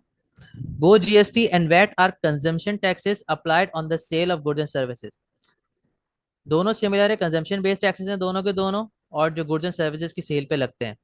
They are typically levied at each stage of production and distribution chain, while taxes paid on the value added at each stage. ठीक है, दोनों जो हैं प्रोडक्शन और डिस्ट्रीब्यूशन हर पूरी सप्लाई चेन पे लगते हैं, और हर जो चेन होती है उस पे जो है टैक्स कलेक्ट करके पे किया जाता है. Businesses collect the tax on their sale and remit it to the government, while also claiming credit for the tax they paid on their inputs. Same जो वैट के अंदर जो बेनिफिट थे वो जीएसटी के अंदर भी हैं कि आप जो सेल करते हैं तो आप उस पर जो इनपुट टैक्स आपने उस पर बेयर किया हुआ होता है वो आप क्लेम कर लेते हैं. While GST and VAT aim to avoid the problem of tax cascading, where taxes are charged on top of taxes at each stage of production by allowing for the offset of taxes paid on imports. दोनों के अंदर यही है कि जो है वो जो सेल टैक्स है वो सेल वैल्यू पे चार्ज होता है, रादर देन कि उस पर कोई और टैक्सेस वगैरह भी शामिल हो, वो सिर्फ सेल वैल्यू पे चार्ज होता है, और जो है ऑफसेटिंग करने का ऑप्शन देता है, यानी इनपुट को जो है लेस, इनपुट टैक्स क्रेडिट को जो है वो लेस करने का ऑप्शन देता है अपनी लाइबिलिटी के अंदर से. डिफरेंस के अंदर हम आ जाते हैं. डिफरेंस को ज़्यादा सिग्निफिकेंट डिफरेंसेस नहीं है इसमें. ये हैं कि टर्मिनोलॉजी का फर्क है. The term GST is commonly used in countries like Australia, Canada, India, and Malaysia, among others, while VAT is more prevalent in Europe and many other parts of the world. सिर्फ terminology का फर्क है, दोनों same concept same है. मैंने इसका Malaysia का भी मैंने पढ़ा था, जो है वैट लॉ पढ़ा था, तो वहाँ पर भी जीएसटी का वर्ड आता है, वहाँ पर लोग जीएसटी इस्तेमाल करते हैं. सिंगापुर में भी, थाईलैंड में भी, यानी तकरीबन मैंने साउथ ईस्ट एशियन के अंदर कंट्रीज के अंदर जो है जीएसटी का वर्ड जो है मैंने पढ़ा लॉस के अंदर. Structure. While both GST and VAT operate on the principle of taxing consumption, the specific rates, exemption, and administrative procedure may vary between countries. जो core concept है वो same है, however exemption है, rates हैं, या जो administrative procedure है वो country to country vary करते हैं. Legal framework. The VAT systems are often governed by specific VAT legislation, while GST may be established under a separate legal framework or may be incorporated within the existing CSS laws. Pakistan के अंदर यही हुआ. VAT का क्या है कि वो जो है गवर्नमेंट जो है एक पूरा लॉ बनाती है, उसका ना पूरा सिस्टम डिजाइन होता है, और उस पर वैट फिर उसको इम्प्लीमेंट किया जाता है. जीएसटी में जैसे पाकिस्तान में हुआ कि हमारा प्री पार्टीशन जो टैक्स चल रहा था उसी को इनकॉर्पोरेट कर दिया मुख्तलिफ चीज़ों में मिला मिलू के, और जो है उसकी बेसिस पे जो है आजकल आज जो हमारा सेल टैक्स है 1990 है वो उसी बेस पे खड़ा हुआ है. तो जीएसटी के अंदर जो है अलग से जो है दूसरा लॉ था, उसको आपस में इनकॉर्पोरेट कर दिया और मुख्तलिफ चीज़ों को मिला मिलू के फिर बाद में उसको अलग कर लिया. इस तरह कर करा के जो है आज हमारा सेल टैक्स एक्ट मौजूद है. Exemptions and thresholds. The exemptions and thresholds for the GST and VAT can differ depending on the country's policies and economic consideration. जैसे ऊपर डिस्कस हुआ कि जो एक्सेम्पशन और थ्रेशोल्ड वगैरह हैं वो हर कंट्री के डिफरेंट होते हैं जीएसटी और वैट के अंदर, कंट्री की पॉलिसीज पे और इकोनॉमिक कंसिडरेशंस पे. अब आ जाते हैं मेथोडोलॉजी ऑफ वैट. जो पूरा इसका मैंने फॉर्मूला बताया था कि output minus input equals to VAT due. ठीक है, जो सप्लायर ने आपको सेल किया उस पर जो उसने टैक्स चार्ज, जो आपने उस पर टैक्स पे किया और जो आपने आगे बेचा उस पर जो टैक्स चार्ज किया, उस दोनों को आप नेट ऑफ करते हैं. जो अमाउंट रिमेनिंग बचता है वो आप गवर्नमेंट को पे कराते हैं. ये बेसिक कॉन्सेप्ट है वैट का. अब आ जाते हैं सॉरी सर जीएसटी की नहीं समझ आई. जीएसटी और वेट का जो इसका है ना, क्योंकि मेथोडोलॉजी उनकी यानी कि बैकग्राउंड उनका सेम है, सिर्फ टर्मिनोलॉजी डिफरेंस है, तो फिर आप दोनों को मिक्स कैसे कर सकते हैं? जी मैं आपको बता रहा था. देखिए वैट के अंदर की जो कॉन्सेप्ट है, कोर कॉन्सेप्ट वैट का क्या है, जैसे मैं सामने इस वक्त आपके सामने है कि आउटपुट माइनस इनपुट. ठीक है, ये कॉन्सेप्ट है वैट का.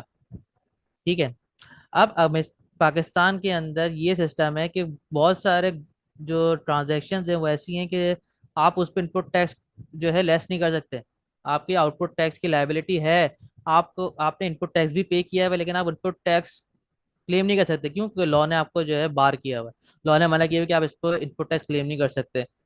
तो क्या, जो वैट का कोर प्रिंसिपल था वही तो टूट गया, वैट का प्रिंसिपल ही टूट गया। तो इसीलिए जब वो वैट का प्रिंसिपल टूट गया तो वो वैट वैट ही नहीं रहा। तो इसीलिए पाकिस्तान का जो लॉ है वो जीएसटी है। जीएसटी, और मैंने आपको ऊपर से कंपैरिजन सिमिलैरिटीज बताई, तो टर्म्स का फर्क है, जो कोर कॉन्सेप्ट है वो तकरीबन सेम है, लेकिन जो है ना इसके अंदर, पाकिस्तान के अंदर जो है, जाहिर सी बात है इनपुट और आउटपुट वाला कॉन्सेप्ट वो वाला नहीं रहा जो वैट का है, तो इसलिए उसको जीएसटी है। जी, इसको कहते हैं जीएसटी इन वैट मोड कहते हैं, यानी जीएसटी तो है वैट मोड के अंदर है, यानी वैट के जो कॉन्सेप्ट हैं वो इसके अंदर शामिल हैं, लेकिन और शामिल नहीं भी हैं। ये एक अजीब खिचड़ी है इधर चीजों कॉन्सेप्ट की ना इधर। सर ये उसमें सर एक है कोई कि भी इनपुट सर एक पेड बाय सर सप्लायर, तो सप्लायर कैसे पे कर रहा है सर? अगर देखा जाए तो ये तो बिजनेस, मतलब अगर एक सप्लायर बिजनेस को दे रहा है तो बिजनेस सप्लायर को मतलब पे कर रहा है, जबकि यहाँ पे लिखा हुआ है कि पेड बाय सप्लायर। इसको प्लीज समझा दें थोड़ा। देखें, यहाँ पेड बाय का मतलब है गवर्नमेंट को पे कौन कर रहा है, ठीक है? ओके पे सर। सप्लायर ही पे कर रहा है, सेलर की हमने ऊपर पढ़ा था कि सेलर की रिस्पॉन्सिबिलिटी होती है टैक्स कलेक्शन की और पेमेंट की। तो जी यहाँ पर सर। उसी की बात हो रही है, जो पेड ओके बाय सर। यहाँ पर वो इसका वो मतलब है। ओके। जी, किसी का कुछ सवाल सर था और कोई? जी सर। सर जो इसका मतलब है जो सेल टैक्स है वो एंड कंज्यूमर पे करता है, ठीक है। जी जी तो वैट है उसका कंसेप्ट ये है कि वो इनपुट और आउटपुट को माइनस करके लिखते हैं। जी जी। और जी जो है वो तो फिर लाइक सेल टैक्स की तरह हुआ ना कि वो एंड कंज्यूमर जो है वो प्रोवाइड करता है, उसके ऊपर इनपुट और आउटपुट नहीं होती। नहीं होती है सर, लेकिन हर चीज हर प्रोडक्ट पे नहीं होती। यानी कि जो वैट है इसकी हर प्रोडक्ट पे होगी। जी जी जी जी जी जी। अब आप यूरोप में चले हैं ना, यूरोपियन यूनियन के अंदर पता है क्या है? वहां पर जो है ये चीजें नहीं है।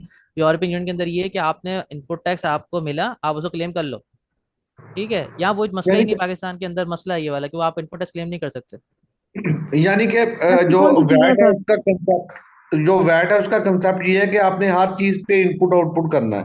जी लेकिन जो जो आपका है जीएसटी, उसके उसपे आपने किसी पे करना है, किसी पे वो आपको कानून बताता है कि किस पे करना है किस पे नहीं करना। बिल्कुल सर, बिल्कुल सर, बिल्कुल ऐसे ही है। ठीक है। और जो सेल टैक्स है उसमें आपने एंड कंज्यूमर से लेना है। इन बिल्कुल, तीनों और पे ये उसमें difference हाँ है। हाँ बिल्कुल, और हाँ उसमें जी। इनपुट आउटपुट का कॉन्सेप्ट ही नहीं है सेल टैक्स के अंदर। हाँ जी, उसमें इनपुट आउटपुट का कंसेप्ट ही नहीं है। सर एक बात और आपसे करनी थी, अभी क्वेश्चन आपने बताया वैट के अंदर कि जो टैक्स पे कर रहा था वो अपने प्रॉफिट में से कर रहा है, यानी कि उसकी जो कॉस्ट और उसका जो सेल प्राइस है उसका जो मार्जिन आएगा उसके ऊपर वो वैट पे करता है, ठीक है। हम्म तो जो हमारी जो होटल इंडस्ट्रीज है, जब वो हम्म। बिल बनाते हैं तो वो तो जितना हमने उससे वो खाना लिया होता है, ठीक है, जो सर्विंग उसने की होती है, वो पूरे के ऊपर हमें वो 18-17% या 18% हमसे चार्ज कर लेते हैं। सर हालांकि जो उनकी होटल होटल कौन से होटल्स, किस मतलब कैटरिंग होटल्स की बात कर रहे हैं या किस किस की बात कर रहे हैं? थोड़ा सा मुझे एलेबोरेट करें इसको जरा।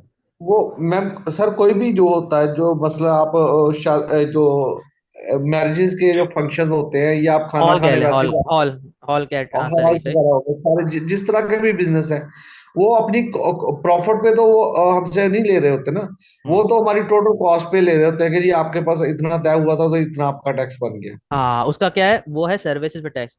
जो हॉल, मैरिज हॉल और जो होटल्स वगैरह चार्ज करते हैं ये सर्विस टैक्स होता है, ठीक है?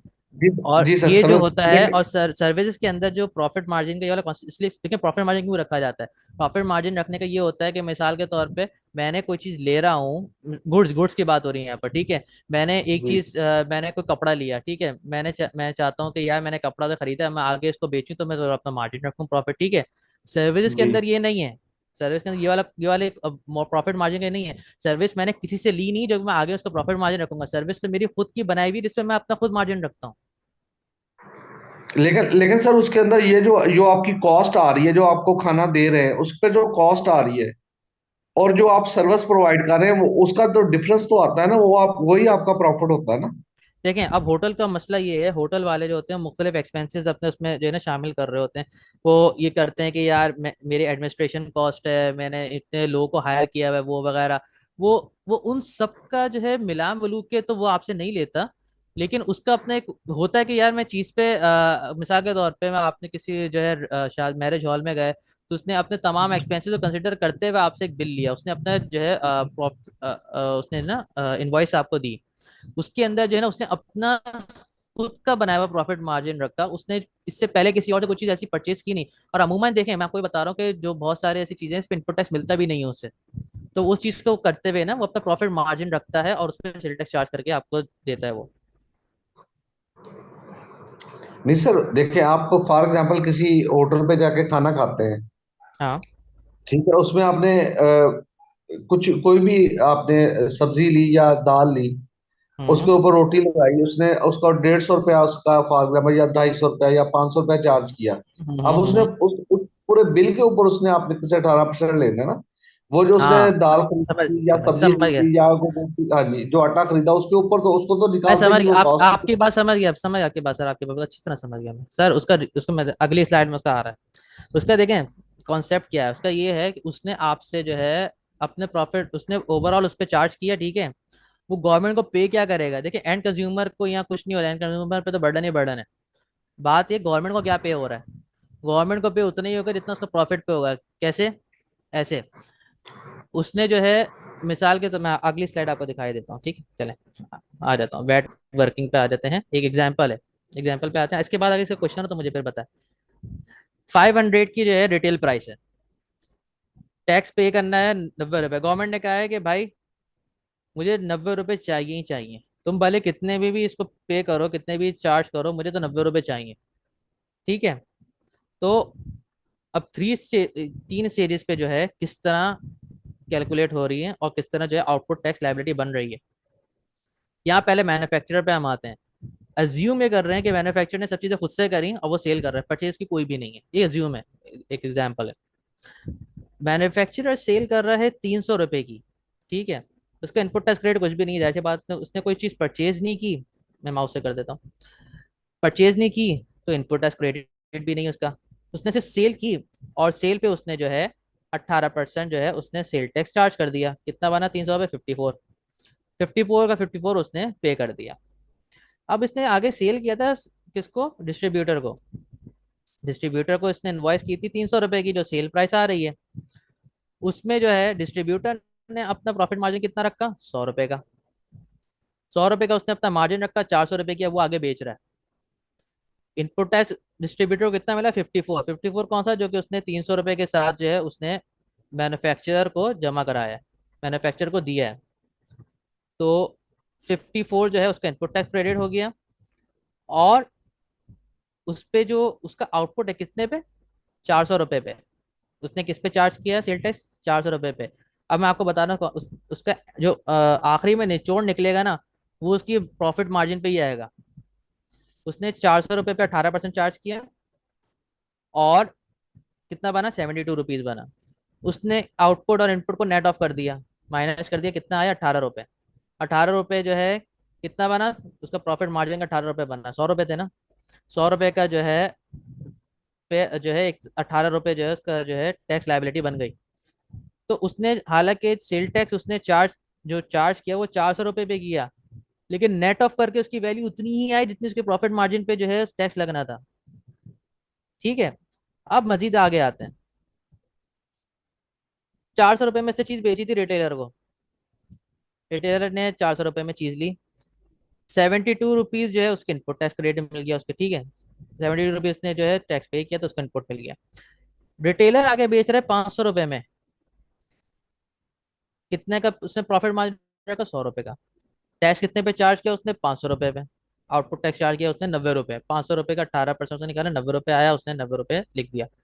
अब इसने क्या किया, output minus input, output minus input किया, 18 रुपए आ गए, कितना प्रॉफिट मार्जिन कितना था, 100 रुपए। कुछ भी कर ले प्रॉफिट मार्जिन पे ही उसके एंड पे जो है जो लायबिलिटी पे होगी ना, लायबिलिटी। देखिए यहाँ पर मैं ये नहीं कह रहा कि एंड कंज्यूमर पे कितना बढ़ा, एंड कंज्यूमर तो बढ़ा ही बढ़ा है इसमें। मेरा है कि जो लॉ की रिक्वायरमेंट है कि आपको प्रॉफिट पे आपकी जो कंजम्पशन हुई है, जो आपने प्रॉफिट मार्जिन रखा उस पे जो टैक्स है वो गवर्नमेंट को मिल गया। 100 रुपए का मार्जिन रखा दोनों ने, दोनों को 18 18 रुपए आखिर में जो है गवर्नमेंट को जमा करा दिए। अब क्या हुआ, गवर्नमेंट ने कहा था कि मुझे 90 रुपए चाहिए, गवर्नमेंट को 90 रुपए मिल गए डिफरेंट स्टेजेस पे। गवर्नमेंट को अपने 90 रुपये मिल गए। हर स्टेजेस पे जो है उसने गवर्नमेंट ने टैक्स कलेक्ट किया, हर स्टेजेस के डॉक्यूमेंटेशन सब कुछ स्टेट के पास चले गई, गवर्नमेंट के पास चले गई, टैक्स रेवेन्यू के पास चली गई, और जो है टैक्स भी उसका कलेक्ट हो गया। गवर्नमेंट का सारा जो है चीज़ें हैं जो उसकी जो उसने चाहा था कि टैक्स पेयर मुझे इतना रेवेन्यू कलेक्ट करके दें, उसको मिल गया। टैक्स पेयर पे क्या गुजरी, उसको उससे कोई गर्ज नहीं है। तो ये था एक एग्जाम्पल है जिसकी बेस पे जो है मैंने एक्सप्लेन करने की कोशिश की है कि जो है जो सेल टैक्स कितने पे भी चार्ज हो, एंड में जो पे होगा वो उतने पे ही होगा जितना उसका प्रॉफिट आता है, जो आउटपुट माइनस इनपुट का कॉन्सेप्ट है वैट का।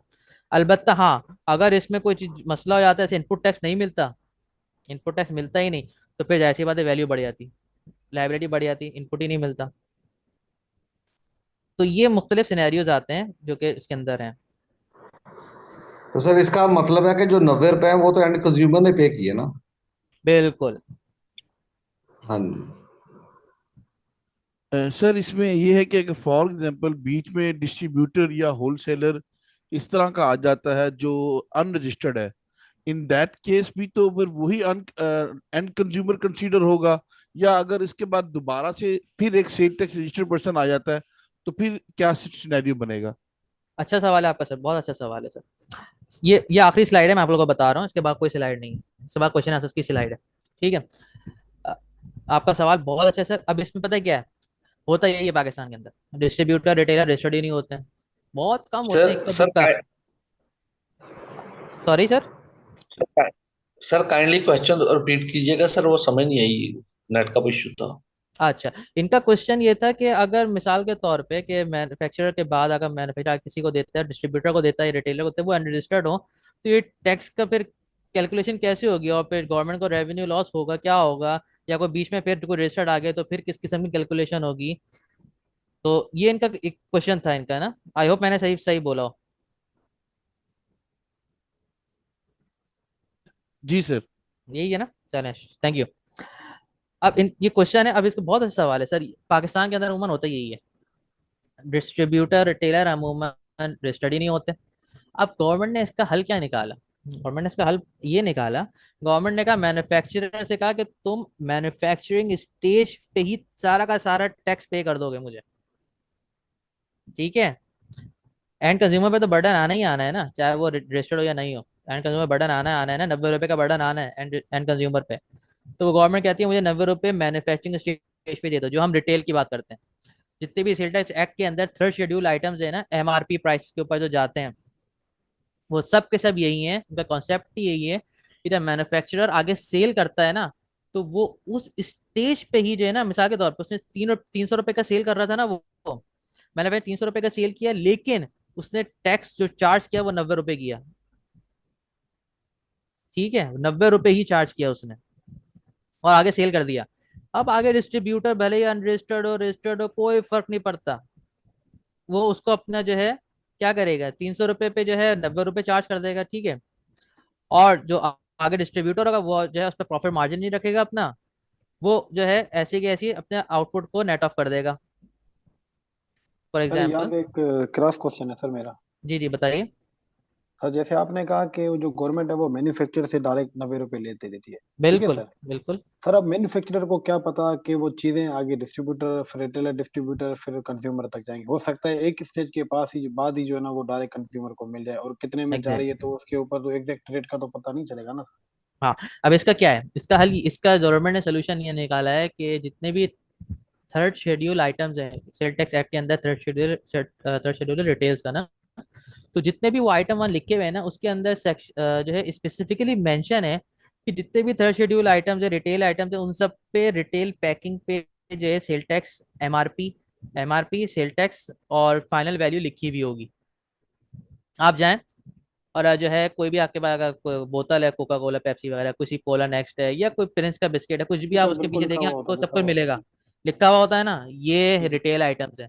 और गवर्नमेंट की ये, गवर्नमेंट ने कहा है कि जिसने ये नॉन कंप्लायंस की तो उस पर जो है पेनल्टीज वगैरह हैं अलग से। तो ये मैन्युफैक्चरिंग स्टेज पे इसका टैक्स पे हो गया। अब वो जितने भी डिस्ट्रीब्यूटर भले कुछ भी हो, अनरजिस्टर्ड हो, नो प्रॉब्लम, गवर्नमेंट को अपना पैसा मिल गया। इसलिए कि गवर्नमेंट जो है उसमें जो है जाने का वो ही नहीं रखती कि इतने डिस्ट्रीब्यूटर है पाकिस्तान के अंदर, इतने रिटेलर है, किसको पकड़ेगी वो। हाँ, तो उसने सबसे अच्छा सोल्यूशन ये निकाला कि मैन्युफैक्चरिंग स्टेज पे ले लिया सबसे। सर अगर रेट्स फ्लक्चुएशन कर ले तो फिर भी ये टैक्स होगा।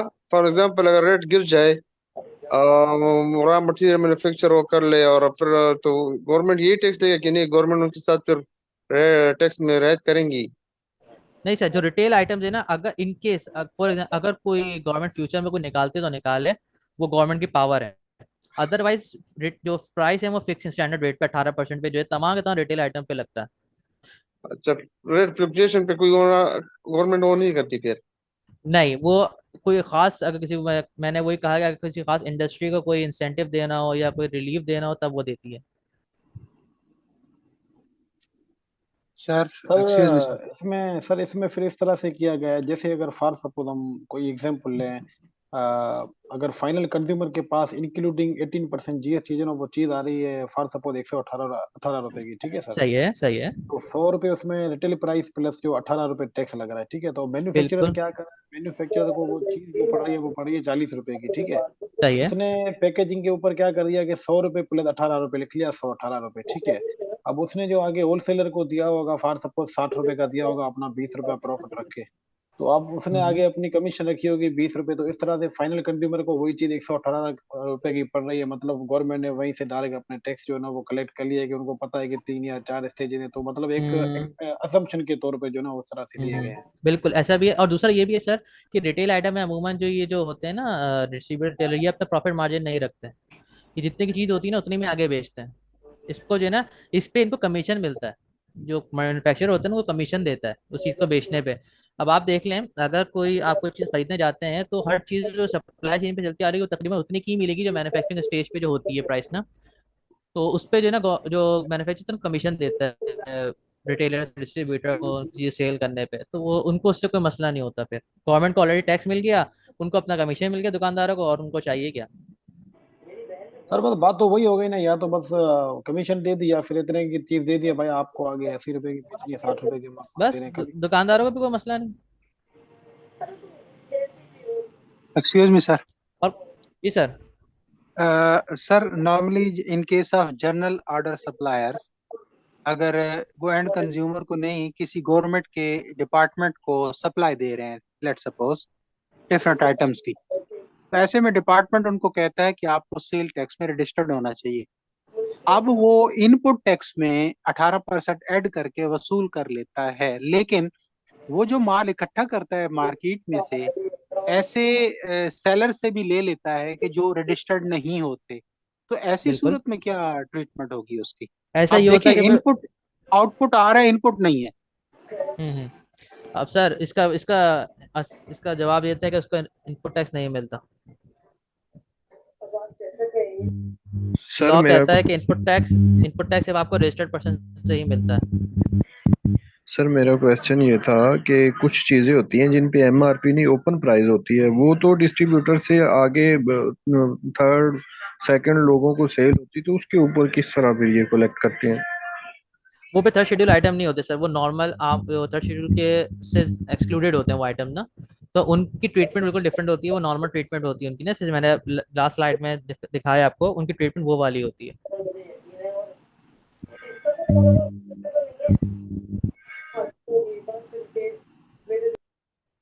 सर मेरा एक क्वेश्चन है, अगर हम अनरजिस्टर्ड से चीजें परचेज कर रहे हैं, सेल नहीं कर रहे, तो तब क्या ट्रीटमेंट होगी? फॉर एग्जांपल इनवाइसिंग पर्सपेक्टिव से आप अगर इसको देखें, मैं एक कंपनी में अगर इनवाइसेस प्रोसेस करता हूँ और मैंने कोई प्रोडक्ट्स खरीदे हैं किसी वेंडर से और वो वेंडर रजिस्टर्ड नहीं है, तो तब क्या इम्प्लीकेशन होती है टैक्सेस की?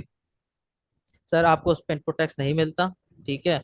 प्लस आपको जो है जब आप उसको पेमेंट कर रहे होते हैं तो आप उसका सेल टैक्स जो है विदहेल्ड करते हैं 5%, और ये आपके ऊपर रिस्पॉन्सिबिलिटी होती है। और उस पर आपको एक रुपया भी नहीं इनपुट टैक्स क्लेम करने को देती गवर्नमेंट।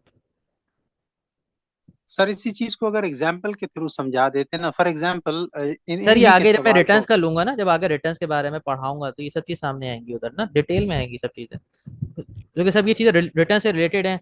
तो उसमें पूरे टैक्स डिटर्मिनेशन टैक्स लायबिलिटी किस तरह कंप्यूट होती है, उसमें cell tax with holding, input tax, output tax और ये सब चीजें पूरी होंगी ना, सब उसमें शामिल होंगी। अच्छा सर, ये विद होल्डिंग बेसिकली होता क्या है? असल में इस सेशन में शायद कुछ बेसिक्स से सीखना चाह रहे हो, कुछ ने थोड़ी बहुत नॉलेज ऑलरेडी होगी कुछ के पास, तो जरा थोड़ा सा बेसिक बता दें। ये विद होल्डिंग टैक्स क्या होता है? ये ऑलरेडी जो सेल्स टैक्स की अमाउंट होती है उस पर मजीद विद होल्ड करते हैं, ये जरा समझा दें। और ये जो हम एक लफ्ज यूज कर रहे हैं इनपुट टैक्स क्लेम करना, ये क्या होता है? क्लेम करना क्या होता है? किससे क्लेम कर रहे होते हैं? ऑफ कोर्स सर, मैं आपको एक्सप्लेन कर देता हूँ। सेल टैक्स विद होल्डिंग आगे आएगा, लेकिन उसके बावजूद मैं जो है यहाँ पर थोड़ा सा आपको ब्रीफ दे देता हूँ ताकि जो है आपको थोड़ा अंडरस्टैंडिंग हो जाए। अच्छा, सबसे पहले मैं आपको इनपुट और आउटपुट टैक्स का तरह बता दूँ। सर इनपुट टैक्स आपका होता ये है, इनपुट टैक्स क्रेडिट जिसको हम कहते हैं, वो ये होता है कि आपने जो भी चीज़ परचेज की है ना, उस पे जो इनपुट जो टैक्स चार्ज हो, बेसिकली जो टैक्स चार्ज हुआ ना परचेज करते वक्त, वो टैक्स आपका इनपुट टैक्स होता है, वो इनपुट टैक्स कहलाता है। और जो सेल करते हुए जो आप टैक्स चार्ज करते हैं वो कहलाता है आपका आउटपुट टैक्स। अब क्लेम करने की जो बात है वो ये है कि जो मैंने इनपुट टैक्स जो मैंने पे किया था परचेज करते वक्त, अब जब मैं आउटपुट टैक्स से उसको मैं एडजस्ट कर रहा हूँ, यानी जो एडजस्टिंग का जो वर्ड है ना, ये इसको हम कहते हैं क्लेम करना। मिसाल के तौर पे मैंने मिसाल दी थी, 200 रुपए के मेरा जो है आउटपुट टैक्स बन रहा है, यानी मुझे 200 रुपए गवर्नमेंट को पे करने हैं। इनपुट टैक्स जो मेरे पास है वो 50 रुपए, जो कि मैं ऑलरेडी पे कर चुका हूँ, ठीक है, अपनी परचेजेस के थ्रू। वो मैं जो नेट ऑफ करूंगा ना, यानी जो मैं नेट ऑफ करूंगा 50 रुपए, वो मैं नेट, उसको हम कहते हैं क्लेम करना। यानी हम इनपुट टैक्स क्लेम करेंगे कितने का? 50 रुपए का क्लेम करेंगे। तो फिर उसके बाद हमारी टैक्स आउटपुट लायबिलिटी कितनी बन जाएगी? 150 रुपए। 200 में से 50 रुपए लेस होंगे, हमारे 50 रुपए हमने इनपुट टैक्स क्लेम करेंगे, और जो हमारा रिमेनिंग बचेगा 150 है, वो हम गवर्नमेंट को जमा कराएंगे। ये बेसिक कॉन्सेप्ट है इनपुट टैक्स का, ठीक है। अब जहाँ तक सेल टैक्स विद होल्डिंग की बात है, sir sale tax with holding जो है गवर्नमेंट ने इंट्रोड्यूस कराया था, कुछ ऐसी टेम्पोररी तौर पे इन्होंने इंट्रोड्यूस कराया था कुछ साल पहले, लेकिन फिर जो है उनको मजा आ गया तो उन्होंने इसको लॉ का ऐसा बना दिया। तो इसका बेसिकली है ये कि एक तरह से पेनल्टी है। अगर मैं इसको एक मिसाल दूं कि sale tax with holding is a penalty. आप अनरजिस्टर्ड से परचेज करते हैं ना, तो ये उस पर पेनल्टी लग रही है अनरजिस्टर्ड पर्सन पे, कि उसका पेमेंट करते वक्त 5% आप विदहेल्ड कर लेते हैं, यानी आप काट लेते हैं, डिडक्ट कर लेते हैं और गवर्नमेंट को जमा करा देते हैं। फॉर एग्जाम्पल 100 रुपए की आपने अनरजिस्टर्ड पर्सन से आपने परचेज की, अब आपको 100 रुपए उसको देने हैं, लेकिन गवर्नमेंट कहती है कि आपने अनरजिस्टर्ड से खरीदा है तो आप 5% विदहेल्ड करके मुझे जमा कराओगे। तो आपने 100 रुपए में से उसको 95 रुपीज दिए, 5% आपने काट लिए और वो काट के आपने गवर्नमेंट को जमा करा दी। ये होती है सेल टैक्स विद होल्डिंग। ये बेसिक मतलब कॉन्सेप्ट। गवर्नमेंट जो है वो फोर्स करती है मतलब वेंडर्स को कि वो खुद को रजिस्टर करवा लें। एग्जैक्टली सर, एग्जैक्टली ये गवर्नमेंट का मूव है कि ये उन लोगों के लिए कि भाई तुम अनरजिस्टर्ड हो, तुम पे मैं cell tax with holding charge कर रहा हूँ, तुम चाहते हो अगर इससे बचना तो रजिस्टर्ड हो जाओ। अब एक और कंडीशन आ गई है, पिछले साल के बजट के बाद जो है वर्ड चेंज हो गया है, अनरजिस्टर्ड को हटा के इसमें डाल दिया इनएक्टिव टैक्स पेयर। इसका मतलब ये है कि जो बंदा रजिस्टर्ड भी है सेल टैक्स में लेकिन वो इनएक्टिव है, तो वो भी जो है उस पर भी further tax further cell tax with holding charge होगा। डबल टैक्स नहीं, cell tax with holding charge होगा उस पर जी सर। जो इनएक्टिव है। और इनएक्टिव हम आगे डेफिनेशन में पढ़ेंगे कि इनएक्टिव होता क्या है और एक्टिव क्या होता है, ये सब हम पढ़ेंगे। रजिस्ट्रेशन के जो हमारा सेक्शन है उसमें हम सब पढ़ेंगे। तो बेसिकली ये कॉन्सेप्ट है सेल टैक्स विद होल्डिंग का, ये जनरल कॉन्सेप्ट है, इसमें कुछ मजीद बारीकियां हैं वो बाद में डिस्कस करेंगे। ये बेसिक है। तो इसमें कोई सवाल है किसी कोई इससे रिलेटेड या कोई और सवाल है तो प्लीज मुझे बताएं। सर एक और मेरा सर थोड़ा टेक्निकल क्वेश्चन है। जी जी सर अभी ऐसी कोई मतलब प्रोडक्ट्स है, ठीक है, जिसके ऊपर ऑलरेडी एमआरपी टैक्स लगा हुआ होता है 18%, ठीक है। सही है। तो अभी सर मैं एक कंपनी में काम कर रहा हूँ, हम क्या करते हैं एक वेंडर है उनसे बहुत परचेजिंग करते हैं, ठीक है। सही है। जिसमें ऑफिस मटेरियल आ गया, जैसे टिश्यू के बॉक्स आ गए या कोई भी ऐसा आइटम जिसके ऊपर ऑलरेडी टैक्स लगा हुआ है, ठीक है। सही है। तो हम क्या कर रहे हैं, जिस वेंडर से ले रहे हैं ना वो सर सेल टैक्स में रजिस्टर्ड है, ठीक है। सही है। तो वो क्या कर रहा है 18% चार्ज कर रहा है हमसे। सही है। सर एक तो वो उस प्रोडक्ट पे ऑलरेडी 18% चार्ज किया हुआ है, दोबारा वो इनवॉइस में ऊपर से 18% वो रेट कर रहा है, जिसको हम तो फाइनल कंज्यूमर, हम उसको जो है ना वो मतलब परचेज कर रहे हैं। ऐसे तो सर हमारे ऊपर डबल टैक्स लग रहा है। अब मेरा क्वेश्चन ये है कि जो वो प्रोडक्ट आएगी से जो आपको बेच रहा है वो थर्ड शेड्यूल आइटम्स है या नहीं है? जी जी सर बिल्कुल, थर्ड आइटम शेड्यूल सी हैं उसमें फाल अब के उसके अंदर आप ये चेक करें कि जो इनवॉइस चार्ज करता है आपको वो अमाउंट और वैल्यू सिमिलर है जो कि जो है उसमें अंदर आ रही हैं, जो रिटेल उसकी रिटेल पैकिंग पे लिखी हुई हैं। सर जारी बात है, जैसे टिश्यू का बॉक्स है उसके ऊपर भी लिखा हुआ होता है तो उसके अंदर इसीलिए। लिखा हुआ और सेम टू सेम वही इनवॉइस आती है आपके पास। जी सर। और वो बंदा खुद के रिटेलर है, डिस्ट्रीब्यूटर है, मैन्युफैक्चरर है, क्या है वो? सर वो ऐसा है मतलब मार्केट से लेके फिर हमें आगे सप्लाई करता है। मार्केट से लेके फिर आगे सप्लाई करता है। जी वेंडर है सर वो। वो वेंडर है आप लोगों का, तो फिर जो है अब वो कंपनी का डायरेक्ट डिस्ट्रीब्यूटर तो नहीं है, मतलब ऐसा होता है बात होता है कंपनी से नहीं लेके नहीं नहीं डायरेक्ट सेल सर, कर। नॉर्मल नॉर्मल वेंडर ही नॉर्मल है वो, पर्सन है, STRM नॉर्मल है वो, और आप पे चार्ज करता है। सर 18%, हालांकि 18% ऑलरेडी प्रोडक्ट्स पे लगा हुआ होता है, 18% और हमें फिर दे रहा है वो तो। वही बात, जनरल ऑर्डर सप्लायर कह सकते हैं उसको, जनरल ऑर्डर सप्लायर। हाँ जनरल ऑर्डर सप्लाई है, जी जी जनरल ऑर्डर सप्लायर है उसका ना। जी सर। सर वो STRN में भी रजिस्टर्ड है जी सर। सर इनपुट आउटपुट के बारे में एक एग्जांपल देना चाहता हूँ, इजाजत है? Sorry sir. इनपुट और आउटपुट। सर मैं आपके सवाल का जवाब देता हूँ। मैं पहले इनको जरा जवाब दे दूं, इनका जो मैटर है उसको जरा देखें।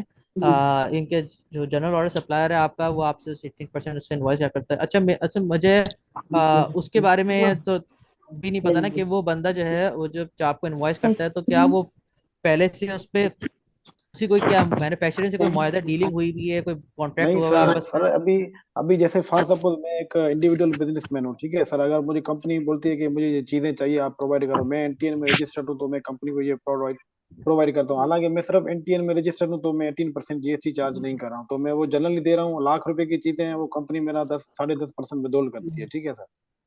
अब जो STRN में रजिस्टर्ड है वो मुझे दे रहा है, मैं तो सिर्फ उसका फिर 5.5% जो इनकम टैक्स जो डिडक्ट कर रहा हूँ, क्योंकि मैं उसका 5% GST नहीं कर सकता विदड्रॉल, क्योंकि वो ऑलरेडी STRN में रजिस्टर्ड है। सही है। तो ऐसे तो सर फिर वो 18% इनवॉइस में भी चार्ज करा है, और कुछ ऐसी मतलब हैं प्रोडक्ट्स उसके ऊपर ऑलरेडी जो है टैक्स लगा हुआ होता है। आप इसको जो है चार्ज करता है, इनवॉइस इनवॉइस शो करता है वो ना आपको। अच्छा अच्छा अच्छा अच्छा। सर उसकी इसके उसकी उसकी इनवॉइस में अगर GST या कोई टैक्स लगा है तो उसका 20% काट लो, अगर नहीं नहीं नहीं है सर, तो उस पे सर हम ऐसे एक्शन नहीं ले सकते ना, अनलेस हमारे पास सर कॉन्क्रीट हम उसका एविडेंस ना टैक्स हो कट ही चीज़ों नहीं का कर ना। सकते, क्योंकि वो रजिस्टर्ड है, जो नहीं रजिस्टर्ड है हम उसका टैक्स नहीं विड्रॉल कर सकते ना। वो सर मैं अगर कोई इसका एग्जम्पशन देता है तो फिर तो हो सकता है, ऐसे तो नहीं, ऐसे तो डिडक्ट करना पड़ता है। सर मैं नहीं कर इसका आपको सकते ना बताता हूँ, सर मैं इसका आपको बताता हूँ, जरा मैं इसको जरा कंसल्ट कर लूँ इस मैटर को ना। मैं आपको इसके बारे में बताऊंगा कि ये वो ऐसा करता क्यों है, मैं ना, क्योंकि जी सर मेरे ठीक। सामने फर्स्ट टाइम ऐसा केस आया है। मैं इसको जरा प्रॉपरली आपको चाहता हूँ सही तरह जवाब दूँ, तो मैं इसको जरा देख लूँ मैं ये हो क्या रहा है एक्चुअली ना ये। हाँ सर, क्योंकि हम फाइनल कंज्यूमर भी है ना, तो फिर उसको हम क्लेम भी नहीं कर सकते। ऑफ कोर्स सर, बिल्कुल मैं आपको जरा बताता हूँ ये। आप फाइनल कंज्यूमर हैं, और आप टिश्यू पेपर वगैरह खरीदे हैं, हाँ, तो इन पे आप इनपुट टैक्स भी क्लेम नहीं कर सकते। आप इनपुट टैक्स क्लेम नहीं कर सकते इस पे। बिल्कुल सही, बिल्कुल सही। अच्छा ठीक है, मैं जो हूँ इसको आपको आपको इसको पे रिस्पॉन्ड करता हूँ कि जो है ना इसकी क्या ट्रीटमेंट होनी चाहिए इसकी ना। जी सर। और जो है अच्छा। सर ऐसी काफी चीजें हैं, मतलब ऑफिस के मतलब अस्सलाम वालेकुम सर। जी के जी। लिए। सर सर मेरा पर्सनली क्वेश्चन ये ये हुआ है ना सर, वो तो क्लेम नहीं हो सकती है ना हमारी, सॉरी, जो भी अस्सलाम सिर्फ वालेकुम सर। जो भी हमारी आइटम्स, हमारी जो हम आवाज आ रही सर? प्रोडक्ट मैन्युफैक्चर कर रहे हैं उसके इनपुट से रिलेटेड जो भी हैं सिर्फ वो हम इनपुट में क्लेम कर सकते हैं ना, अदरवाइज तो हम नहीं कर सकते, क्योंकि इन एडमिसिबल भी तो हमारी आइटम्स है ना। अब तो जैसे सर हम वो जी जी जी जी सर, वो आगे वो चीज़ें आती हैं कि हम क्लेम क्यों नहीं कर सकते, वो सेक्शन 8 का पूरा पार्ट है। लेकिन वो टिश्यू पेपर की बात है ना, टिश्यू पेपर तो जाहिर सी बात है वो तो क्लेमेबल नहीं है ना, वो तो पर्सनल यूज क्लेमेबल आइटम है, वो तो पार्ट ऑफ प्रोडक्शन तो नहीं है ना। बिल्कुल वो हम क्लेम नहीं कर सकते, लेकिन इनका जो सवाल है वो ये है कि जब वो उस पर ऑलरेडी टैक्स पे हो चुका है तो वो दोबारा सेल टैक्स चार्ज क्यों करता है। इनका सवाल ऐसा लिए है। तो इसको जो है ना मैं आपको बताता हूँ सर ना, मैं आपको इंशाल्लाह इसको जवाब देता हूँ। ये सर ऐसी काफी चीजें, मतलब जैसे पेन का पैकेट हो गया, उसके ऊपर भी तो 18% GST लिखा हुआ होता है, वो भी कर रहा है तो उसके ऊपर भी वो डबल चार्ज किया हुआ होता है। और काफी सर मैं इसमें आपको इस सर पर ये रिस्पॉन्ड करता हूँ बिल्कुल। अच्छा मैं इसका हर जो ये है होना चाहिए सर कि अगर ये उस टिश्यू पेपर के ऊपर 215 रुपए लिखे है, लेकिन ये फिर भी उससे वो चीज ले रहे, तो ये इसको चाहिए कि ये खुद जाके किसी और जगह से 215 का ही सप्लाई करे, क्यों 18% टैक्स दोबारा दे रहे हैं। ये किसी और शॉप से खुद 215 का ले सकते हैं टिश्यू। नहीं सर, इनका लेकिन ये लोग चाहते हैं, ये चाहते हैं कि जो ट्रांजैक्शन करें वो एज रजिस्टर्ड पर्सन से करें, ताकि जो है गवर्नमेंट जो देखिए चाह रहे हैं अपने आप क्लीन रखना चाह रहे हैं बेसिकली, है ना, अपने ट्रांजैक्शन को साफ रखना चाह रहे हैं, तो इसलिए अनरजिस्टर्ड से नहीं कर रहे, रजिस्टर्ड पर्सन से कर रहे हैं, अपने बिजनेस के फायदे के लिए कर रहे हैं। गवर्नमेंट इस चीज़ को अप्रिशिएट भी करती है, तो वो सही कर रहे हैं। अब वो पर्सन अगर ऐसा चार्ज कर रहा है तो मैं उसके बारे में मैं आपको बिल्कुल बताता हूँ कि वो ऐसा क्यों कर रहा है, मैं आपको इंशाल्लाह बताता हूँ इस पे ना। सर हमारी कंपनी की टर्म्स एंड कंडीशन यही है, रजिस्टर्ड पर्सन से डील करते हैं, बाकी बिल्कुल, से बहुत नहीं अच्छी बात है, ऐसे ही होने चाहिए। अरे सर, मैं जब दूसरों से सवाल करता हूँ, दूसरों के बहुत सवाल आते हैं। अजीत सर और कोई अपने सवाल रेस करे। इनपुट टैक्स कौन कौन क्लेम कर सकते हैं? सॉरी सर, आपकी आवाज नहीं आ रही सर। मैंने कहा सप्लायर में प्रैक्टिस यही है कि वो किसी भी डिपार्टमेंट को, ऑफिस को या कंपनी को या व्हाट्सएवर ये जनरल आइटम्स जब सप्लाई करते हैं, जैसे अभी मेकान साहब कह रहे थे कि पेपर पे वो चार्ज है, उसके बावजूद वो जो जब इनवॉइस देता है तो उस इनवॉइस में 18% शामिल कर देता है।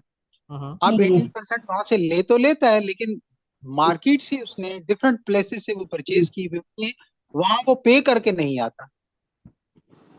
हाँ सर, वही मुझे इस चीज के बारे में थोड़ा पूछना है, मैं इस चीज को जरा मैं देख लूँ अपनी स्टडी करके, फिर मैं इनको प्रॉपर सही से जवाब दूंगा, ताकि चीज समझ आए फिर ना, मेरी भी समझ आए कि ट्रांजैक्शन हो क्या रही है, और फिर आप लोगों को भी अच्छी तरह समझा दूं मैं फिर। और सर किसी का सवाल था सर, बहुत कुछ पूछ रहे थे, और सवाल आते हैं। क्वेश्चन ये है कि इनपुट टैक्स क्लेम कौन कौन कर सकते हैं? सर इनपुट टैक्स जो है क्लेम करने का सर, इसमें लिखा हुआ है सेक्शन 8 है सेल टैक्स एक्ट 1990 का, जिसके अंदर वो लिखा हुआ है कि इनपुट टैक्स कौन कौन से क्लेम नहीं कर सकते। जो नहीं कर सकते ना, इसके अलावा जितने भी वो सब क्लेम कर सकता है वो इनपुट टैक्स।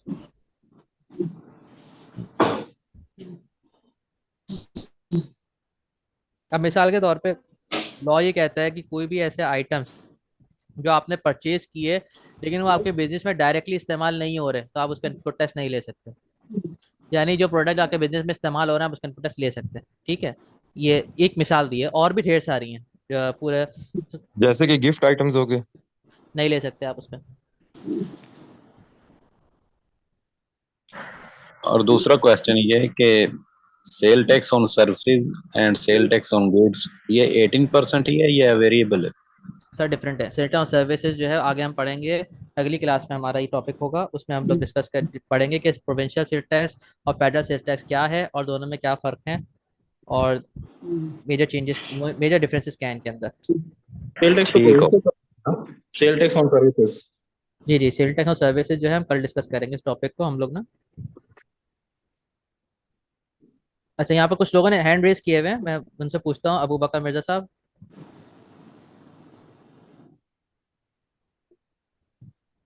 नहीं सर, वो मिस्टेक था। Okay, no problem. Mister Irfan Uddin Ahmed साहब। Sir sale tax withheld जो हम कर रहे हैं, ये अलग से आप टॉपिक पढ़ाएंगे कंप्लीट? जी सर, ये हमारे जो कोई इसमें है, इसमें शामिल होगा। जब मैं रिटर्न्स के पोर्शन पे आऊंगा ना, रिटर्न्स पढ़ा रहा हूँ, तो उसके अंदर सेल टैक्स विद होल्डिंग आएगा। हम सेल टैक्स विद हेड जो कर रहे होते हैं ना, वो किस परसेंटेज पे कर रहे हैं और उसकी कंप्यूटेशन किस तरह से बन रही है, उसको जरा अंडरस्टैंड करना है। ऑफ कोर्स सर, बिल्कुल। जब रिटर्न्स हम करेंगे तो उसमें ये चीज़ मैं आपको पढ़ाऊंगा, उसमें कि जो है, लेकिन सेल्स टैक्स जो विदहेल्ड होता है, मैं थोड़ा सा आपको भेज दे दूँ। सेल टैक्स विदहेल्ड होता है under schedule 11 sale tax act 1990 के। उसके अंदर जो है मुख्तलिफ रेट्स दिए हुए हैं, हर पर्सन के कुछ अलग अलग रेट्स हैं, जिसकी बेसिस पे जो है सेल सेट विदहेल्ड होता है। एक कॉमन रेट जो है, जो कि अनरजिस्टर्ड पर्सन पे अप्लाई होता है, या अब आज आप कह लो मैं इनएक्टिव टैक्स पेयर पे अप्लाई होता है, वो होता है 5% cell tax with holding. Sir kindly एक ग्रुप वालों को सर एक रिक्वेस्ट कर लें, पार्टिसिपेंट में 5 या 6 बंदे ऐसे हैं जो अनम्यूट करके बैठे हैं, तो सर उनका वॉइस जो ना ऑफ कोर्स डिस्टर्ब सर, बिल्कुल सर। मैं पार्टिसिपेंट से जो है रिक्वेस्ट करूंगा कि जो है म्यूट कर लें, और किसी को क्वेश्चन रेज करना है तो प्लीज हैंड रेज करें।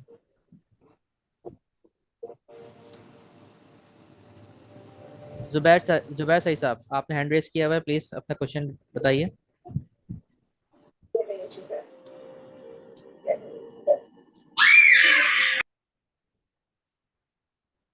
Mister sir Zubair. क्लास का डिसिप्लिन मेंटेन नहीं है। लास्ट जो हमारे टीचर थे सर बिशारत, वो क्लास का डिसिप्लिन बिल्कुल मेंटेन रखते थे सर। वो किसी को भी without any reason mic unmute नहीं करने देते थे सर। जी सर, अब मैं सर, मेरे फर्स्ट क्लास है ना ये, तो मैं थोड़ा सा अभी मैं थोड़ा यूज टू नहीं हूँ चीज़ों का। मैं हो जाऊंगा, मैं भी उनकी तरह हो जाऊंगा इंशाल्लाह ताला, दुआ करें। अच्छा सर, जुबैर सही साहब आपका क्वेश्चन था सर, आप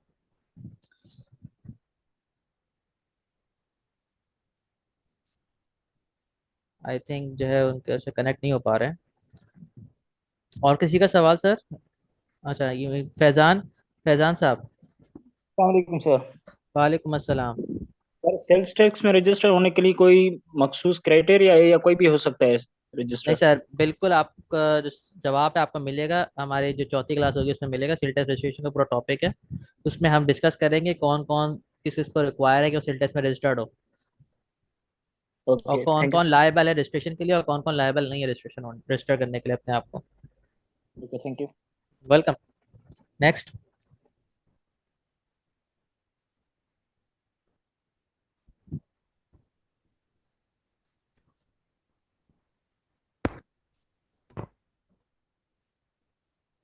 अच्छा सर, अगर किसी के क्वेश्चन नहीं हो तो फिर हम क्लास कंक्लूड करते हैं। क्वेश्चन है जी जी सर। क्वेश्चन ये है कि अगर एक बंदा, जिस तरह हम अगर register as a income tax में, तो हम्म। अगर हमारे पास कोई इनवॉइस आती है तो उसपे हम सेल टैक्स काट सकते हैं और उसे हम एफबीआर को पे कर सकते हैं? नहीं। अब सॉरी माजरा सर, आप रिपीट करेंगे क्वेश्चन? मैं सही मैं से मतलब। मैं ये कह रहा था कि अगर हम इनकम टैक्स रजिस्टर है सही एफबीआर है, में, सही है। हमारे पास इनवॉइस आती है जीएसटी लगी हुई है, हम उस पे सेल टैक्स विदहोल्ड कर सकते हैं और पे कर सकते हैं नहीं एफबीआर सर, को? नहीं सर, आप क्योंकि रजिस्टर्ड नहीं है सेल टैक्स में तो आप ये काम नहीं कर सकते। अच्छा, हम पे नहीं कर सकते? आप तो नहीं कर सकते, दूसरे आप पे कर सकते हैं। सर अच्छा। हम तो विदोल्ड भी नहीं कर सकते ना, क्योंकि हम खुद भी आप रजिस्टर नहीं है, तो विदोल्ड भी नहीं कर सकते। बिल्कुल आप लोग कुछ नहीं कर सकते जो है ना, तो आप लोग को अगर लायबल है रजिस्टर्ड होने के लिए तो आप लोग अगर चाहें तो कर सकते हैं अपना आप रजिस्टर्ड। जी मिस्टर जुबैर साहब, आपका काफी देर से जो है वो है माइक माइक भी ओपन है, आपकी आवाज नहीं आ रही है सर। सर मेरी आवाज आ रही है आपको? अब आइए सर, चल प्लीज सर अपना सवाल। क्वेश्चन ये है कि जो इनपुट टैक्स होता है प्लांट एंड मशीनरी पे, वो हम क्लेम कर सकते हैं? Capital input tax on capital ना, कैपिटल एसेट आपने परचेज किए हैं प्रोडक्शन के लिए। बिल्कुल सर, डायरेक्टली प्रोडक्शन में इन्वॉल्व है वो कैपिटल एसेट्स हमारे। अब ऑफ कोर्स सर आप क्लेम कर सकते हैं उसको, आपके प्रोडक्शन के अंदर इस्तेमाल हो रहे हैं, और बिल्कुल आप क्लेम कर सकते हैं उसको। लेकिन सर इसके अलावा जो दूसरे फिक्स एसेट्स हैं तो उन पे हम क्लेम नहीं करेंगे क्या? सब फिक्स एसेट की नेचर है जो कि अगर सेक्शन 8 के अंदर अगर वो आ रही है, वो फिक्स एसेट की जो नेचर है, तो फिर आप क्लेम नहीं कर सकते। फिर सेक्शन 8 के अंदर मुख्तलिफ चीज़ें लिखी हुई हैं, अगर उस कैटेगरी में आपके जो फिक्स एसेट है फॉल कर रहे हैं तो फिर आप अनफॉर्चुनेटली नहीं कर सकेंगे। अदरवाइज जाहिर सी बात है, प्लांट एंड मशीनरी आपके बिजनेस का कोर एलिमेंट है, उसके बगैर आपका बिजनेस ही नहीं चलेगा, तो फिर आपको क्लेम करने की परमिशन है उसको। यानी कि सर प्लांट एंड मशीनरी पे हम कर सकते हैं, लेकिन जो फिक्स एसेट दूसरे हैं जो कि डायरेक्टली प्रोडक्शन में इन्वॉल्व नहीं है, हम्म, सपोज जैसे वगैरह हो गए, तो उन पे हम नहीं करेंगे क्या? नहीं सर, आप अनफॉर्चुनेटली नहीं कर सकते, गवर्नमेंट को अलाउ नहीं करती। ठीक है, मतलब अगर हम क्लेम करेंगे तो सिर्फ सिर्फ प्लांट एंड मशीनरी पे जो डायरेक्टली इन्वॉल्व है प्रोडक्शन, उन पे ही करेंगे, बाकी किसी भी फिक्स एसेट पे हम क्लेम नहीं करेंगे। नहीं सर, अगर मैं वही कह रहा हूँ, आप सेक्शन 8 इधर पर पढ़ लीजिएगा, या मैं भी जब मैं आगे क्लास हमारी होगी उसमें आएगा सेक्शन 8 में पढ़ाऊंगा, तो उसके अंदर अगर वो प्रोडक्ट फॉल कर रहा हुआ तो फिर आप नहीं कर सकेंगे, अदरवाइज आप कर सकते हैं। ओके, और सर जो प्लांट एंड मशीनरी का जो डायरेक्टली प्रोडक्शन में इन्वॉल्व है वो तो 100% कंफर्म है, वो हम करेंगे ही करेंगे। बिल्कुल आप वो कर बिल्कुल क्लेम कर सकते हैं, और आपको अलाउ है वो। Okay sir, thank you. Welcome. अच्छा शोएब साहब, शोएब साहब सॉरी। सौरभ सर, सर कुछ लोग होते हैं वो ना फेक इनवाइस बनाते हैं, तो वो मैंने आपसे पूछना था वो किस तरह क्या तरीकाकार है फेक इनवाइस बनाना, और इसकी क्या सजा मिलती है, जरा बताइएगा इसको। सर फेक इनवॉइसेस मेरी एक्सपर्टीज नहीं है बनाने की, तो मैं आपको बता नहीं पाऊंगा अनफॉर्चुनेटली। अलबत्ता इस पे पेनल्टीज बहुत सख्त हैं, और जो है बड़े सख्त आजकल एक्शन चल रहे हैं इस पे ना, तो प्रेफर करूंगा कि अगर किसी के माइंड में है कि फेक फ्लाइंग वॉइस बनाने का, तो प्लीज़ उसको जो है माइंड से निकाल दीजिए। वैसे ये मैटर बहुत सीरियस आजकल हो चुका है, बहुत सीरियस हो चुका है, इस पे बहुत सारे नोटिस आ रहे हैं, बहुत सारे लोग पकड़े जा रहे हैं, पूरी सप्लाई चेन जो है इफेक्ट हो रही है इससे। तो मैं आप लोगों से मेरी रिक्वेस्ट है कि किसी से भी डीलिंग करें, कुछ भी करें, तो पहले उसको पूरा जो है छानबीन करके, स्पेशली इंडस्ट्री जो कंपनीज हैं, वो अगर किसी वेंडर से परचेजिंग कर रही हैं तो उसको पहले पूरा जो है ना परखें उसको पूरा जो है ना, पूरा इसका पोर्टफोलियो निकालें, सब कुछ पूरी इन्वेस्टिगेशन करें उसकी ना, बराए मेहरबानी। इसलिए क्या, हमारे बहुत से क्लाइंट्स ऐसे हैं जो कि इसमें रगड़े में आए हैं, और बड़े बड़े क्लाइंट्स हैं, छोटे मोटे क्लाइंट्स भी नहीं, बड़ी बड़ी कंपनियां इस पे रगड़े में आई हैं कि जो है ना कि आप लोगों ने ऐसे लोगों से परचेज किया जो कि एग्जिस्ट ही नहीं करते ना। तो फेक फ्लाइंग इनवॉइसेस का इशू है और बहुत सारे इश्यूज हैं। तो उस चक्कर में मैं आप लोगों से रिक्वेस्ट करूंगा कि प्लीज़ जिससे भी आप लोग खरीदा फरोख्त करें तो पूरा उस पर जो है ना इन्वेस्टिगेशन करें अपने हद तक जितनी पॉसिबल हो सकती है, और तमाम के तमाम डॉक्यूमेंट्स रिकॉर्ड्स उसके मेंटेन करके रखें, जिसको भी आप सेल कर रहे हैं या परचेज कर रहे हैं जिससे भी। सर हम अगर जिसे हमारी कंपनी है सर, जिसे भी अगर परचेजिंग करती है ना, तो पहले हम उसकी बिजनेस प्रोफाइल मांगते हैं, उसमें एनटीएन एसटीआरएन नंबर लिखा होता है, तो हम उसकी छानबीन करते हैं, प्रोफाइल चेक करते हैं, एसटीआरएन में एक्टिव है, एनटीएन में एक्टिव है ना, उसके बाद ही डील करते हैं। तो उसमें तो सर फिर फेक इनवाइस वाला तो कोई कॉन्सेप्ट ही नहीं बनता है। नहीं सर, मैं आपको बताऊं, जो ऐसे टैक्स पेयर जो कि अब हमारे दरमियान नहीं रहे, इंतकाल कर गए, उनके नाम पे बिजनेस चल रहे हैं। हमारे केस आया सामने हमारे कि जिसमें जो है एनटीएन है, एसटीआरएन है, सब कुछ है, बिजनेस चल रहा है, लेकिन वो बंदा ही बेचारा जो है अल्लाह ताला को प्यारा हो चुका है और जो है ना बिजनेस चल रहा है उसके नाम पे। बाद में पकड़ा गया तो पता चला पूरी की पूरी चेन जो सप्लायर था वो पूरा पूरा नकली था। अब वो किस तरह उन्होंने जो माइंड बैठे हैं पीछे, वो किस तरह ऑपरेट करते हैं ये समझ नहीं आता लोगों को। टैक्स ऑफिसर जितने भी इन्वेस्टिगेशन ऑफिसर हैं सब परेशान बैठे हुए हैं आजकल ना, कि क्या हो रहा है ये। अब असल में अब जो ना ऊपर से थोड़ा प्रेशर आ रहा है डिपार्टमेंट के ऊपर ना इन चीज़ों पे, तो ये लोग भी इस वक्त जो है ना जोश में आए हुए हैं। तो जिसको चाहते हैं नोटिस कर देते हैं, जिसको चाहते हैं उस पर जो है ना क्रिमिनल प्रोसीडिंग्स चार्ज कर देते हैं डिपार्टमेंट वाले ना। तो मैं यही कहूँगा कि जो है ना बहुत बहुत कॉशियस रहें इस मामले में। सर मैं जरा पूछना चाहता था कि ये फेक इनवॉइस बनानी नहीं है हमने, बस ना मैं पूछना नहीं है नहीं कि नहीं, किस मैंने तरह नहीं कहा कि आप बना रहे, मैं मजाक कर रहा था, नहीं, सॉरी। वैसे ठीक है, मतलब कि पता हो ना कि इस तरह बनती है, मतलब कि हम इस तरह अवेयर हो गया, हम प्रैक्टिस कर रहे हैं, तो हमें नॉलेज भी होना चाहिए इसके बारे में जरा। ऑफ कोर्स सर, बिल्कुल। मैंने आपसे ये कहा कि देखें, हम 100% श्योर नहीं हो सकते किसी से भी कि जो है ना कि ये बंदा सही है, जेन्युइन है नहीं है, भले हम कितनी भी कोशिश कर लें। तो उससे सबसे अच्छा बचने का सर तरीका ये है कि कोशिश करेंगे जो लोकल मार्केट है या जो बिल्कुल ऐसी जो खुले में जो माल बेच रहे हैं इनसे अवॉइड किया जाए, ठीक है। और ऐसे सस्पिशियस लोगों से जिनके बारे में आप लोग के को जो है शक हो, या कोई भी आप लोग अपनी इन्वेस्टिगेशन कर रहे हो और आपको सब पता लगे यार ये बंदा कहीं ना कहीं कुछ गड़बड़ लग रहा है, या ये इसके कोई प्रोफाइल में मसला है, तो फिर उससे ना करें, ठीक है, अवॉइड करें। और जिससे कर रहे हैं ना, तो प्लीज प्रॉपर और जो है ना कैश बेस्ड ट्रांजेक्शन बिल्कुल ना करें। कैश बेस्ड ट्रांजेक्शन से बिल्कुल ही दूर रहें आप लोग। कोई भी ट्रांजेक्शन करनी है through bank, through cheque, through any means which can be traceable, उससे करें। कांटेक्ट पर्सन को जो है हाईलाइट रखें, कौन बंदा है किससे आपकी कोई जिससे आपकी डीलिंग हो रही है, वो तमाम चीजें अपने रिकॉर्ड में रखें, ताकि बाद में डिपार्टमेंट अगर आपकी तरफ आता भी है खुदा ना खास्ता, और जो है आपको पता लगता है कि यार जिस बंदे से मैं डील कर रहा था ये तो बंदा फ्रॉड था, तो आपके पास अपने आप को सेफ गार्ड करने के लिए ना डॉक्यूमेंट्स हों। ताकि इससे पता क्या होगा, डिपार्टमेंट अमूमन नहीं मानता, लेकिन जब कोर्ट में जाता है ना फैसला, जब कोर्ट में मामला जाते हैं, तो वो कोर्ट आपको देखता है कि भाई इसमें इस बंदे का कोई कसूर नहीं है, तो इसको रिहा किया जाए या इसको इस पे से केस हटाया जाए। तो मेरा तो मशवरा ये है, आप इसलिए कि फेक फ्लाइंग इनवॉइसेस को जो है ना कोई भी प्रॉपर तरीके से पकड़ नहीं सकता। इसलिए कि जो माइंड बैठे हैं, जो गेम खेलने वाले बैठे हैं, वो बहुत होशियार हैं, बहुत होशियार लोग बैठे हैं। वो मुख्तलिफ एंगल से खेलते हैं। हम जो चीज़ बता रहे होंगे वो पता चला वो उससे भी एडवांस कर चुके होंगे। सर शुक्रिया बहुत। वेलकम सर, वेलकम बहुत बहुत। जी सर। अस्सलाम वालेकुम सर। वालेकुम अस्सलाम। सर मैं एक क्वेश्चन करना चाह रहा था जी जी। कि ये जो इम्पोर्टेड आइटम्स होती हैं, प्रोडक्ट्स होती हैं, जैसे लैपटॉप हो गए या टायर्स वगैरह हो गए, इनके ऊपर भी कोई मैकेनिज्म होता है जीएसटी का, या फिर ये एग्जम्प्ट होती हैं इम्पोर्ट, अच्छा, इम्पोर्ट के अंदर जीएसटी से? जहाँ तक बात है जीएसटी सर, इसमें देखना ये पड़ता है कि इम्पोर्ट करके आप लोकल सेल करेंगे, ये है कैसे हम इम्पोर्ट कर रहे हैं। जी जी ऐसा ही है। इम्पोर्ट करके अगर सेल करना है, लोकल मार्केट जी में ऐसा ही, सेल जैसे करना बहुत है, सारे डिस्ट्रीब्यूटर हैं जो इम्पोर्टर्स हैं, टायर इम्पोर्ट करते हैं या लैपटॉप वगैरह इम्पोर्ट करके आगे सेल लोकल टैक्स है। मार्केट में सेल कर देते टायर हैं। जो है वो थर्ड शेड्यूल आइटम है sir, tyre third schedule item है, टायर जो है ना रिटेल पे जाता है।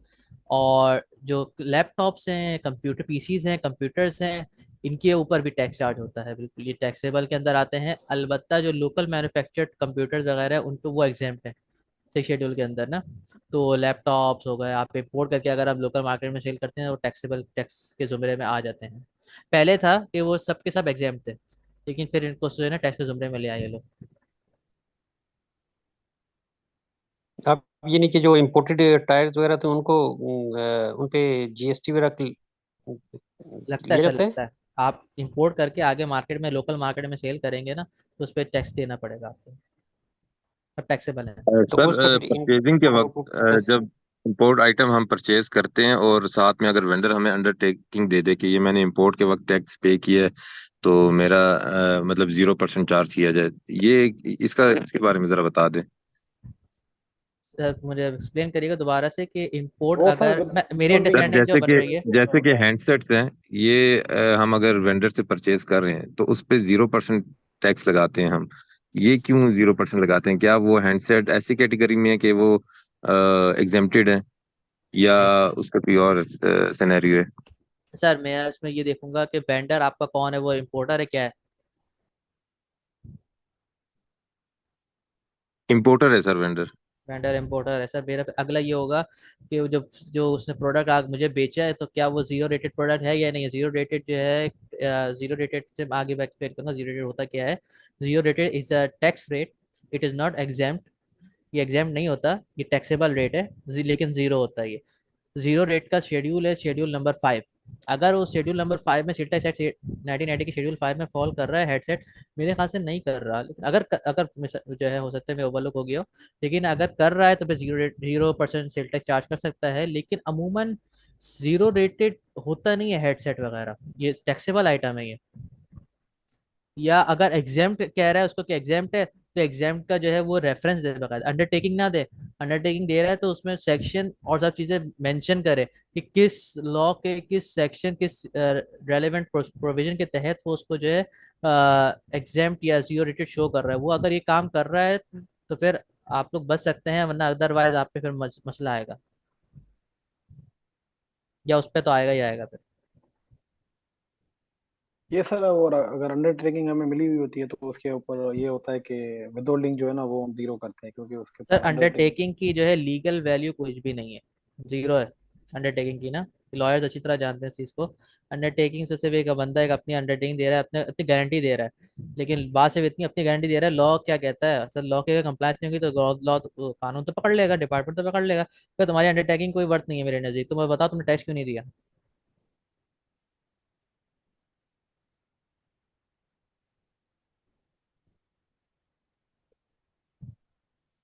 और सर किसी का सवाल?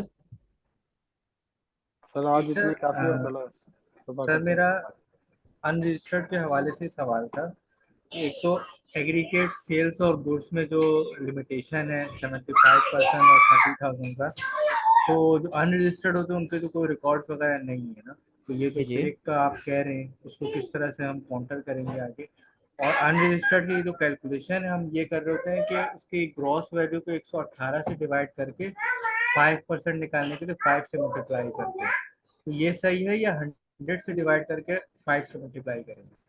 सर असल तो कैलकुलेशन ये होनी चाहिए कि डायरेक्ट जो उसकी वैल्यू है ना, जिसने आप 100 रुपए की सेल की है, तो 100 के 100 पे या 5% चार्ज करेंगे, उसको रिवर्स कैलकुलेशन नहीं करेंगे उसकी, अगर अनरजिस्टर्ड है तो लॉ ये कहता है कि उसकी ग्रॉस अमाउंट पे, ग्रॉस ग्रॉस वैल्यू का वर्ड आता है 11 शेड्यूल के अंदर, ग्रॉस वैल्यू का 5%। का रेफरेंस क्या है, सेक्शन वगैरह? क्योंकि हम तो सर ये रेगुलर में करते सर आ रहे मैंने हो, आपको रिटर्न पे दे रहा ऐसे ही हूँ फाइल शेड्यूल करते 11, शेड्यूल 11 सिल्टेक्स एक्ट 1990, शेड्यूल 11। हैं। एसआरबी में भी यही है?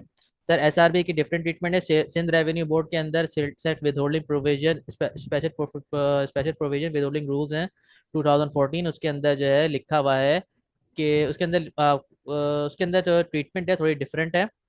उस उसके अंदर भी जो है ना, उसके अंदर जो है नहीं, उसके अंदर भी है कुछ प्रोडक्ट्स पे 100% ही जो है, 20% ही विद होल्डिंग जो है आप उसको चार्ज करते हैं डायरेक्ट।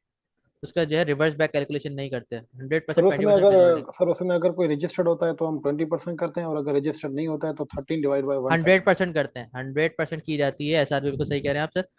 एसआरबी के अंदर जो विद होल्डिंग का रूल है वो रजिस्टर्ड और अनरजिस्टर्ड दोनों पे अप्लाई होता है। अलबत्ता उनके अंदर उन्होंने ये रखा हुआ है कि जो रजिस्टर्ड पर्सन है वो सिर्फ 20% पे करेंगे, और जो है जो अनरजिस्टर्ड पर्सन है उस पर 100% जो है विद होल्डिंग होगा। 100% यानी 13%, 100%, 13% जो है पूरा का पूरा उन पर डिडक्ट होगा। अब नहीं नहीं जो सर, बाद सर पूरा पूरा नहीं करते सर, 13 डिवाइड बाई 113 करते हैं उसका हम एसटी अमाउंट, और 100% उसका करते हैं जो सर इनएक्टिव होता है।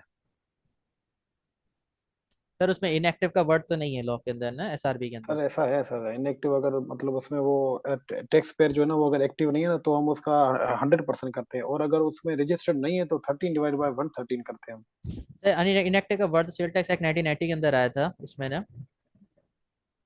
सर एसटीआरएन में भी तो होता है ना, मतलब इनएक्टिव, जैसे एसआरबी में अगर कोई बंदा इनएक्टिव है, मतलब उसने अपना कोई सेल टैक्स पे ही नहीं किया, जो मंथली हम पे करते हैं ना वो किया ही नहीं है, तो वो इनएक्टिव हो जाता है उसका स्टेटस, फिर उसके ऊपर हम 100% जो है ना वो एसएसटी उसका डिडक्ट करते हैं, जो भी उसने 13% चार्ज किया होता है ना, फिर हम उसका 100% डिडक्ट कर लेते हैं।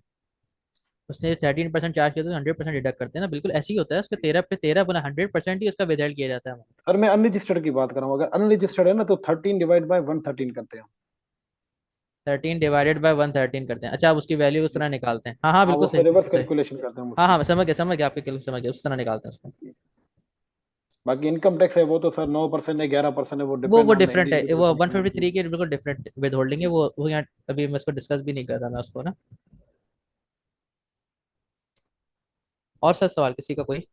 वो अस्सलाम वालेकुम। अच्छा सर, एग्रीगेट जो प्रॉब्लम हम आ रही है अभी करते हैं, सबमिशन के हवाले से, जो सेल्स टैक्स की, काइंडली उसके हवाले से कुछ अपडेट करेंगे। सर किस किस्म की आपको मसला आ रहा है, प्रॉब्लम आ रही है? बेसिकली मैं एक लेदर रिलेटेड फर्म चला रहा हूँ खुद, और ये कोर्स करने का मतलब यही था कि कोई सेल्स टैक्स और इनकम टैक्स से रिलेटेड कुछ चीज़ों की अवेयरनेस हो। अनफॉर्चुनेटली मैं आज पूरा लेक्चर नहीं अटेंड कर सका।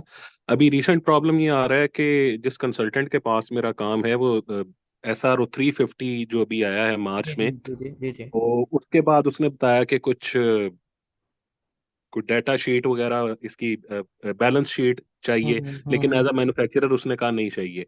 मुझे मेरे कस्टमर की तरफ से बेसिकली एक ईमेल आई थी कि आपकी सबमिट नहीं हो पाई अभी तक सेल्स टैक्स रिटर्न। बिल्कुल बिल्कुल। हालांकि मेरे एंड से वो जो चालान वगैरह बकायदा आता है वो भी पे मैंने कर दिया था, लेकिन अब जब मैंने अपने कंसल्टेंट से पूछा, उसने कहा कि मैन्युफैक्चरर के लिए बैलेंस शीट वाला ऐसा इशू नहीं है, लेकिन कुछ प्रॉब्लम ये चल रही है कि आपके इनपुट टैक्सेस जो हैं वो प्रॉपरली क्लेम नहीं हुए, उन लोगों ने सबमिट नहीं किए, लिहाजा मेरे पास जितने मैन्युफैक्चरर हैं सभी की रिटर्न रुकी हुई है। सो बेसिकली वो डेट तो गुजर गई है, इस वक्त लेट हो गया है वो काम। आगे उसके पेनल्टी का भी इशू हो सकता है, लेकिन मैं ये जानना चाह रहा हूँ कि कुछ इस तरह का इशू आपके नॉलेज में है या ये स्पेसिफिकली मेरे कंसल्टेंट का इशू है। नो सर ये आपके साथ सिर्फ इशू नहीं है, ये पूरे पाकिस्तान के साथ इशू हो चुका है ये वाला ना। मसला सर ये है कि इन्होंने लॉ बना दिया, उसको जो है ना सही तरह, क्या बोलूं, मैंने सही तरह इसको चीज मतलब देखा नहीं कि मार्केट क्या है ना, किस तरह चलती है, ऑपरेट क्या हो रही है। लॉ बना दिया, और हुआ ये है सर कि मैं आपको जरा बताऊं उसकी कहानी। हमारी जो फर्म है EY फोर्ट रोड जो है, उस पर उन्होंने ऑलरेडी चीफ कमिश्नर को लेटर्स लिख दिए हैं, और प्रॉपर फॉलोअप चल रहा है। हमारे मल्टीपल क्लाइंट के साथ इश्यूज आ रहे हैं कि उनके रिटर्न सबमिट नहीं हो रहे हैं, और सेम भी इशू की वजह से तो आप बता रहे हैं। हुआ ये था कि पहले तो बैलेंस शीट का इशू आ रहा था, और बैलेंस शीट का इशू हर हर किसी के साथ आ रहा था, जो बंदा उसके एम्बिट में फॉल भी नहीं करता ना, उसे SR हो गए, उसके पास भी आ रहा था ये इशू। ठीक खैर है। फिर उन्होंने अमेंडमेंट की, और बैलेंस शीट की जो रिक्वायरमेंट थी कि वो 30 दिन के अंदर अंदर सबमिट करने वाली, वो उन्होंने रिमूव कर दी। तो उसके बाद जो है लोगों के रिटर्न उसके सबमिट होने लगे, लेकिन सिर्फ उन लोगों के रिटर्न सबमिट हुए जिन्होंने इनपुट टैक्स कोई क्लेम नहीं किया हुआ था। अलबत्ता जिन्होंने अब इनपुट टैक्स क्लेम किए हुए थे उनके साथ मसला आ गया, प्रोविजनल सेल टैक्स रिटर्न का वाला चक्कर आ गया। उसने लॉ जो SRO ही कहता है कि अगर आपने इनपुट टैक्स क्लेम किए हैं और आपने पेमेंट वगैरह सब कुछ कर दी है, तो और आपने रिटर्न भी अगर सबमिट का बटन दबा दिया, तो आपका return provisional sale tax return consider किया जाएगा till the last date of the month. ठीक है, यानी 30 अप्रैल तक, अभी इस महीने के बाद हम 30 अप्रैल तक आपका return provisional sale tax return consider किया जाएगा। अगर आपके वेंडर्स ने रिटर्न सबमिट नहीं किया उस वक्त तक, तो आपका जितना भी आपने इनपुट टैक्स क्लेम किया वो सिस्टम ऑटोमेटिकली उड़ा देगा। ठीक है, और फिर अच्छा, उसके यहाँ मैं बाद इंटरप्ट करूंगा, ये जो प्रोविजनल उसने ओके किया है यहाँ पे, ये उस वक्त ओके हुआ है जब उसने सबमिट कर दिया है, या अभी जिस वक्त हमारा चालान कैलकुलेट हुआ है ये तब तक उसने नहीं, जब प्रोविजनली? सबमिट कर दिया। ठीक है, तो अब सबमिट तो वो मसला भी हो अब ही नहीं रहा, प्रोविजनल नहीं, वाला भी अब यू आर प्रॉब्लम आया, नहीं हो रहा। Absolutely right, you are absolutely right sir, मैं वही कह रहा हूँ आपसे। देखिए मैं प्रोविजन कंसिडर किया जाएगा, और उसके बाद मैं आपको कंप्लीट कर लूँ मैं, जी जो प्लीज। उसके बाद ये है कि प्रोविजन कंसिडर किया जाएगा, और 30 अप्रैल के बाद जब वो ऑटोमेटिकली इनवॉइसेस डिलीट हो जाएंगी आपके इनपुट टैक्स में से, जो जो आपके वेंडर्स हैं जिन्होंने सबमिट नहीं किया रिटर्न, तो आपकी लायबिलिटी ऑटोमेटिकली बढ़ जाएगी। फिर उसके बाद जी जो प्लीज। आपकी लायबिलिटी बढ़ेगी आप वो दोबारा पे करेंगे। ठीक है, जो एक्स्ट्रा जो आपकी लायबिलिटी आती है वो दोबारा पे करेंगे, और फिर आप रिटर्न सबमिट करेंगे। अब ये जो इन्होंने अजीब वगैरह चीज बनाई ना, अब इसका इम्पैक्ट क्या है कि पूरी सप्लाई चेन अफेक्ट हो गई। अब हजारों वेंडर्स हैं, किसी एक ने भी सबमिट नहीं किया ना तो पूरी सप्लाई चेन डिस्टर्ब, बिल्कुल ऐसे ही हो रहा है। ऐसा पूरी चेन जो है डिस्टर्ब हुई के रख गई, होके रह गई है। लोगों के रिटर्न सबमिट, और दूसरा ये कि अगर चले हमने रिटर्न सबमिट कर दिया ना और वो प्रोविजन वाला एरर आ रहा है, पॉपअप आ रहा है, तो हमारे पास एविडेंस ही नहीं है कि हमने रिटर्न सबमिट किया है। शो ऑफ करने के अच्छा। लिए डिपार्टमेंट को हमारे पास एविडेंस ही नहीं है कि हमने इस डेट को रिटर्न सबमिट कर दिया, हमारे पास आ ही नहीं रहा। ड्राफ्ट डाउनलोड कर लें, कुछ भी कर लें, हमने इस चीज़ को ऑब्जर्व किया खुद भी कि वो आ ही नहीं रहा। हमने जो है डिपार्टमेंट को बहुत कम्युनिकेट कर रहे हैं, हमारी तरफ से जो है लोग जा भी रहे हैं, मीट कर रहे हैं कमिश्नर से, चीफ कमिश्नर तक के बाद लेटर्स गए हैं। तो ये पता नहीं अभी कब तक मैटर रिजॉल्व होगा और क्या बस इन्होंने करा है। तो ये मतलब मसला सर आपके साथ नहीं, सबके साथ आ रहा ही है, और ये पता नहीं कब ये लोग मसला रिजॉल्व करेंगे ये लोग ना फिर। लेकिन आपको कोई इसका एमिकेबल सोल्यूशन नजर आ रहा है या इस एसआरओ को रिवर्स होना पड़ेगा? सर एसआरओ के अंदर चेंजेस आनी आएंगी, आनी हाँ, चाहिए, आनी बिल्कुल। चाहिए, वरना टैक्स पेयर को बहुत बहुत मसला होगा। कॉज ये एक बहुत लंबी चेन है। मैं मतलब अगर आपने एक दो सप्लायर्स को मैं कर भी लेता हूँ आगे, उनके सप्लायर भी बैठे हैं जो कि एग्जैक्टली नहीं अभी सर, तक कर। पूरी चेन इफेक्ट है, पूरी सप्लाई चेन इफेक्ट हो रही है इस एसआरओ की वजह से। राइट, चलो ठीक है। सर अभी एक और भी एसआर आया था ना, उसमें ये मेंशन था कि अगर जो कोई सप्लायर है जो मतलब जो बायर है उसको मतलब कोई इनवॉइस दे रहा है ना, तो उसके हम्म। ऊपर जो भी टैक्स चार्ज किया हुआ है, तो सबसे पहले वो जो अपना टैक्स सबमिट करेगा एनेक्जर सी जो है वो बायर से शेयर करेगा, उसके बाद जो है ना वो जो एंड कंज्यूमर है उसके बाद वो जो है ना वो अपनी पेमेंट करेगा, ठीक है सर। तो उस इसमें तो सर ऐसे फिर मसला आ जाएगा, क्योंकि एक वेंडर फॉर सपोज बहुत से कस्टमर्स को चीजें दे रहा होता है, इनवॉइसेस वगैरह दे रहा, अब वो एडवांस में 18% अपना जो है वो गवर्नमेंट को पे करेगा, ऐसे तो सर फिर ये उनके लिए तो बड़ा मसला होगा ना। सर रिपीट करिएगा, मुझे एसआरओ मेरी नजर से नहीं गुजरा, कौन सा एसआरओ की बात सर कर रहे हैं ये आप? मैं आपको सुबह शेयर करूंगा इसकी लिंक, ठीक है सर। बिल्कुल आप अभी शेयर इसमें ये कीजिएगा। किया गया है, उसमें ये है कि मतलब जो फॉर सपोज मैं 18% चार्ज कर रहा हूँ ना, तो सबसे पहले वो मैं पे करूंगा और एनेक्जर सी जो है वो मैं बायर के साथ शेयर करूंगा, उसके बाद जो है मतलब बायर जो है ना वो अपना जो आगे प्रोसीड करेगा उसको। अच्छा सर, मुझे प्लीज शेयर कीजिएगा, मैं ये भी सर देखूँ अभी ये। 3 दिन हुए मेरे ख्याल में आया हुआ, मैं आपको सुबह शेयर करूंगा सर इंशाल्लाह व्हाट्सएप पे। सर आप या ग्रुप पे कर दें सर, ताकि और लोगों को भी इससे जी बेनिफिट जी होगा। सर, मैं ग्रुप पे शेयर कर दूंगा जी सर। ठीक है सर, इस पर मैं आपको जवाब देता हूँ, उस पर क्या है ये इन्होंने किया इस पर। जी जी सर बिल्कुल।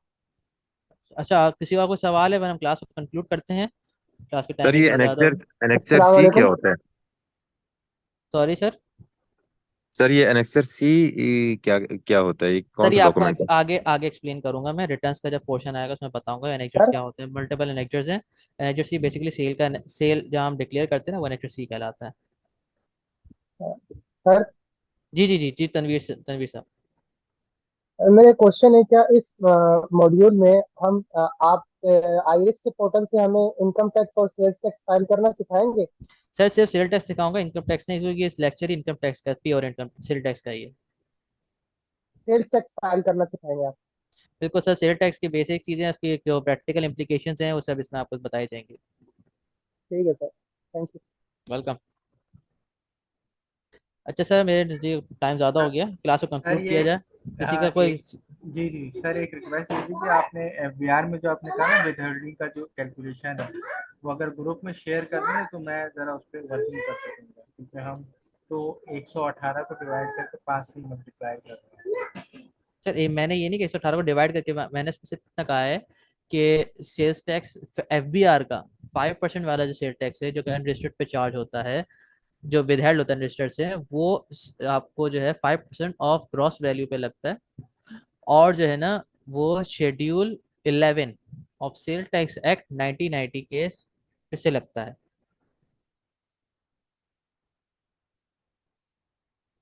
मैं ग्रुप पे भी ये शेयर कर दूंगा, ये schedule 11 of sale tax act 1990। Sir अगर इनवाइस 1,18,000 की होगी तो उसमें अनरजिस्टर्ड जो सेल टैक्स है वो 5,000 होगा, या 1,18,000 पे हम 5% चार्ज करेंगे, इसको थोड़ा कंक्लूड कर दें। 1 लाख के ऊपर 5% सर।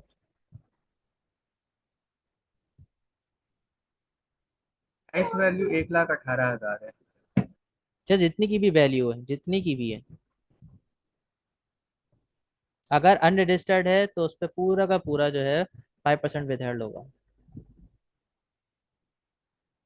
सर ये बात जो भाई कर रहे हैं ना सर, असल में कॉन्सेप्ट ये है, अभी ये बोल रहे हैं कि अगर तो वो सर चार्ज कर रहा है ठीक है सर 18%, वो अगर हम तो अनरजिस्टर्ड है उसका सर, वो चार्ज कैसे कर रहा है? वो मेरा को जैसे सवाल ये है। सर पहली बात तो ये वो कर ही नहीं सकता चार्ज, और दूसरी बात जिसको दे रहा है वो खुद अनरजिस्टर्ड है, तो फिर वो कर ही नहीं सकता डिडक्ट। दोनों ही नहीं कर सकते।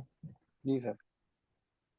अनरजिस्टर्ड अगर आप पे सेल टैक्स चार्ज कर के दे रहा है तो उस बंदे को समझाएं भाई तुम रजिस्टर्ड नहीं हो, तुम सेल टैक्स कैसे अनरजिस्टर्ड चार्ज सर चार्ज नहीं कर रहा, मतलब जैसे उसकी इनवाइस वैल्यू मैं बता रहा हूँ कि 1,18,000 हाँ है, तो सर अगर अन तो sir invoice grass value amount पे होगा, सर ग्रास ग्रॉस अमाउंट पे होगा। 118 से डिवाइड करके फिर 5 से मल्टीप्लाई कर रहे हैं। नहीं 118 से डिवाइड नहीं करेंगे, आप पूरी की पूरी वैल्यू पे जो है 5% लगा देंगे सर। तो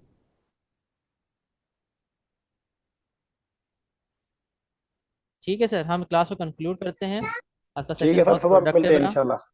इंशाल्लाह ताला कल मुलाकात होगी, और कल के सेक्शन में इंशाल्लाह ताला आप सबके जो भी क्वेरीज होंगी इंशाल्लाह ताला मैंने लिख ली हैं, जो सवाल आते हैं वो मैं इंशाल्लाह ताला आपके रिजॉल्व करूँगा, कल तक आंसर दे दूंगा इंशाल्लाह ताला, और फिर हम इंशाल्लाह कल मुलाकात करते हैं।